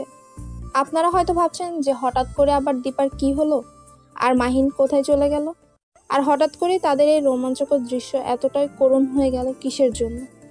আসলে সেদিন মাহিন বাসা থেকে বের হয়ে গিয়েছিল আর বাসায় ফিরে আসেনি। তারপর থেকে দীপা একদম পাগলের মতো ব্যবহার শুরু করে দিয়েছে, কারণ দীপা সবেমাত্র মাহিনকে মন থেকে ভালোবাসা শুরু করে দিয়েছে, একদম নিজের ভেতর অনুভব করা শুরু করে দিয়েছিল। আর তখন যদি প্রিয় মানুষটা হারিয়ে যায়, তখন ভালোবাসার মানুষটা বুঝতে পারে যে তার কাছে তার প্রিয় মানুষটা কতটা প্রয়োজন ছিল, আর তাকে ছাড়া তার প্রতি কদম চলা এখন অসম্ভব হয়ে দাঁড়িয়েছে। দীপার ভেতরটা একদম পুরো ঝাঁঝরা হয়ে যাচ্ছে। কেন মাহিন সেদিন বেরিয়ে গেল, আর কেন ফিরে আসলো না? কেন তাকে এত কষ্ট পেতে হচ্ছে তার ভালোবাসার জন্য? তাদের ভালোবাসাটা তো এরকম ছিল না, তাদের ভালোবাসাটা তো পবিত্র ছিল। তাহলে কেন সে আমার থেকে দূরে চলে গেল? এটা ভাবতে ভাবতে দীপা আবার লুটিয়ে পড়লো ফ্লোরের উপর। আমি এখানে কিসের জন্য? আর আমি তো বাসায় ছিলাম, তাহলে আমি হসপিটালে কি করে আসলাম? আর আমাকে এভাবে বেঁধে রাখার কারণ কি? আমি তো নির্দোষ ছিলাম, আমি তো কোনো দোষ করিনি, আমাকে এভাবে বেঁধে রেখেছেন কিসের জন্য? মাহিন কথাটা বলে চিৎকার করতে লাগলো। তখন বাইরে থেকে কয়েকজন নার্স আর একটা ডাক্তার ভেতরে চলে আসলো। এসেই সবাইকে একে অন্যকে দিকে তাকিয়ে মুচকে হাসি দিতে লাগলো। মাহিনের ব্যবহার দেখে তারা একে অপরকে বলা বলি করতে লাগলো। শেষ পর্যন্ত উনি ভালো হয়ে গিয়েছে, এখন ওনাকে বাসায় পৌঁছে দেওয়ার দায়িত্ব ডাক্তারের। কি হলো, আপনারা কথা বলতেছেন না কিসের জন্য? আমি তো আপনাদের সাথে কোনো খারাপ ব্যবহার করিনি, তাহলে আপনারা কিসের জন্য আমাকে এখানে বেঁধে রেখেছেন আর আমার ফ্যামিলি থেকে দূরে রেখেছেন? আপনাকে এখানে বেঁধে রাখার কারণ হচ্ছে আপনি মানসিকভাবে অসুস্থ ছিলেন। আপনাকে আমরা রাস্তায় কুড়িয়ে পেয়েছিলাম। আমি যখন বাসা থেকে হসপিটালের দিকে আসতেছিলাম তখন আপনি আমার গাড়ির সামনে পড়ে গিয়েছিলেন। আর আপনার যখন জ্ঞান ফিরল তখন আপনি আবল দাবল কথা বলা শুরু করে দিয়েছিলেন আর সব কিছু ভাঙচুর করতেছিলেন, তাই আপনাকে এভাবে বেঁধে রাখা হয়েছে। আর আপনার ট্রিটমেন্ট করছি আমরা, তারপর দেখলাম যে আপনি দিন দিন আরও বেশি পাগলামো করতেছেন, তাই আপনাকে এভাবে বেঁধে রাখা হয়েছে। আর এখন তো আপনি পুরোপুরি সুস্থ, এখন আপনাকে আমরা খুলে দিচ্ছি, সমস্যা নেই। কি বলছেন এসব? আমি অসুস্থ ছিলাম কতদিন ধরে, আর আমি এখানে আছি কত দূর? আমার ফ্যামিলির মানুষ কি জানে না যে আমি অসুস্থ ছিলাম? আর আপনারা কি একটু যোগাযোগ করার চেষ্টা করেননি তাদের সাথে? আমরা সবার সাথে যোগাযোগ করার চেষ্টা করেছিলাম এবং নিউজেও দিয়েছিলাম, কিন্তু ভাগ্য খারাপ আমরা এখন আছি বাংলাদেশ থেকে অনেক দূরে একটা দেশে আছি, যে দেশে আসা যায় ফিরে যাওয়া যায় না। কি বললেন? এসব আজব কথা। আমি আপনার কোনো কথা শুনতে চাচ্ছি না। আপনি এখন আমার হাতের বাঁধন খুলে দেন। আমি যে কোনো প্রকারে আমি আমার বাসায় ফিরে যাব, কারণ আমার জন্য হয়তো বাসার করুণ অবস্থা হয়ে আছে। তারা যে কি করতেছে না করতেছে, বেঁচে আছে নাকি মরে গেছে সেটাও জানি না। আমাকে এখন ছেড়ে দেন, আমি বাসায় চলে যাব। আপনি এখনো পুরোপুরি সুস্থ না, আপনাকে একা একা ছেড়ে দিলে আপনি কখনো যেতে পারবেন না। এর থেকে চলেন, আমি আপনাকে বাসায় পৌঁছে দিচ্ছি। আর হ্যাঁ, আমি আপনার সাথে একটু মজা নিলাম। সবকিছুর একটা লিমিট থাকে। আপনি লিমিট ক্রস করে আমার সাথে মজা করতেছেন। বুঝতে পারতেছেন আমার কি অবস্থা, আমার মনের কি অবস্থা? আপনি মজা করতেছেন সেটা মেনে নিলাম, এখন আমার হাতের বাঁধন খুলে দেন। তারপর ডাক্তার গিয়ে মাহিনের হাতের বাঁধন খুলে দিল। মাহিন উঠে সোজা হয়ে বাইরে চলে আসতে লাগলো। তখন ডাক্তার ধরে ফেললেন, আর মাহিন প্রচন্ড রেগে গেল। কিছু বলতে পারছে না, কারণ ডাক্তার তাকে এখানে নিয়ে এসে সাহায্য করেছে যার জন্যই মাহিন নিজের রাগটাকে একটু কন্ট্রোল করলো। এদিকে দীপার অবস্থা খুবই খারাপ, কারণ হয়তো দীপা তাকে কতটা পাগলের মতো ভালোবাসে তার প্রমাণ সে পেয়ে গিয়েছিল। দেখেন, আপনি এত উদ্বিগ্ন হবেন না, আমি আপনার সাথে যাচ্ছি তো। এত উদ্বিগ্ন হলে আপনি বাসায় পৌঁছাতে পারবেন না, কারণ আপনার শরীরের কন্ডিশন অনেক খারাপ। আপনাকে বেড রেস্টে থাকতে হবে কিছুদিন, তাই আমি আপনাকে নিয়ে যাচ্ছি। মাহিন কিছু না বলে ডাক্তারের সাথে যেতে লাগলো। ডাক্তার মাহিনকে গাড়িতে উঠতে বলল। মাহিন গাড়িতে উঠে বসলো। ডাক্তার মাহিনের দেওয়া ঠিকানা অনুযায়ী গাড়ি চালাতে লাগলো। মাহিন ডাক্তারকে রাস্তা দেখিয়ে দিচ্ছে আর নিজেকে কন্ট্রোল করতে চেষ্টা করছে। ডক্টর মাহিনের ঠিকানা অনুযায়ী এসে পৌঁছে গেল আর মাহিনকে গাড়ি থেকে নামতে বলল। গাড়ি থেকে নেমে মাহিন সোজা দ্রুত বাসার ভেতরে প্রবেশ করে নিল। বাসা একদম পুরো ফাঁকা, বাসায় কেউ নেই। মাহিন তাড়াতাড়ি নিজের রুমে গিয়ে দেখে নিজের রুমের অবস্থা খুবই খারাপ, অন্ধকার হয়ে আছে, কিন্তু ভেতর থেকে দরজা খোলা ছিল। মাহিন আস্তে গিয়ে রুমের লাইটটা জ্বালিয়ে দিল, আর তখনই দীপা চমকে উঠল। দীপা মনে মনে ভাবছে হয়তো তার আম্মু এসেছে বাহির থেকে, তাই সে আগের ন্যায় শুয়ে রইল, কারণ দীপার এই ব্যবহারগুলো তার আম্মু এখন মেনে নিয়েছে। মাহিন দীপাকে দেখে চমকে উঠল আর ধীরে ধীরে কাছে যেতে লাগলো। আর দীপা মনে করছে তার আম্মু তার কাছে আসছে, তাই সে নিস্তেজ হয়ে আগের মতোই শুয়ে আছে, কোনো রেসপন্স করছে না। এই পাগলি, তুমি এখানে? তোমার কি হয়েছে? আর তুমি এখানে কি করতেছো শুনি? তাড়াতাড়ি উঠে দেখো, আমি চলে এসেছি তোমার কাছে। দীপা সেই চিরচেনা কণ্ঠটা শুনতে পেয়ে ধরফর করে উঠে চোখ খুলে তাকিয়ে দেখে তার সামনে মাহিন বসে রয়েছে। দীপা কোনো কথা না বলে সোজা মাহিনকে জাপটে জড়িয়ে ধরল। এত শক্ত করে জড়িয়ে ধরেছে যে মাহিনের শ্বাসরুদ্ধ হচ্ছে, কিন্তু মাহিন কোনো কথা বলছে না। মাহিন দীপাকে অনেক শক্ত করে জড়িয়ে ধরলো। কতদিন পর তাদের দেখা। তুমি আমাকে একা রেখে কোথায় গিয়েছিলে? জানো, তোমার জন্য আমি প্রতিটা মুহূর্ত, প্রতিটা মিনিট, প্রতিটা সেকেন্ড তোমার অপেক্ষায় ছিলাম। তুমি ফিরে আসবে এই আশাতে, না হলে আমি কবে মরে যেতাম জানো। তোমাকে ছাড়া আমার এক মুহূর্তও ভালো লাগে না। তোমাকে বলেছিলাম না তোমাকে ছাড়া আমি থাকতে পারবো না, তারপরেও কেন তুমি আমাকে ছেড়ে চলে গিয়েছো বলো? আমার কথাটা কি তোমার একবারও মনে পড়েনি? তুমি এতই পাষাণ, আমাকে ছেড়ে এতদিন কিভাবে তুমি দূরে থাকতে পারলে বলো? তোমাকে আমি বলেছিলাম না তোমাকে ছাড়া আমি থাকতে পারবো না, তারপরও তুমি কেন আমাকে ছেড়ে চলে গিয়েছিলে বলো না প্লিজ। তুমি জানো না তোমার এই পাগলিটা তোমাকে কতটা ভালোবাসে, তারপরেও কেন ছেড়ে চলে গিয়েছিলে আমাকে? নিজেকে শান্ত করো, আমিও তোমাকে কতটা ভালোবাসি তুমি নিশ্চয়ই জানো। আর আমি সেদিন আমার এক বন্ধুর সাথে দেখা করতে গিয়েছিলাম, অনেক দিন পরে, অনেক খুশিতে, কিন্তু হঠাৎ করে কখন যে মাঝ রাস্তায় চলে গিয়েছিলাম নিজেও বুঝতে পারিনি। আর আমার যখন জ্ঞান ফিরে আসে তখন আমি নিজেকে হসপিটালে আবিষ্কার করতে পারি, আর সেখান থেকে দ্রুত বাসায় চলে আসি।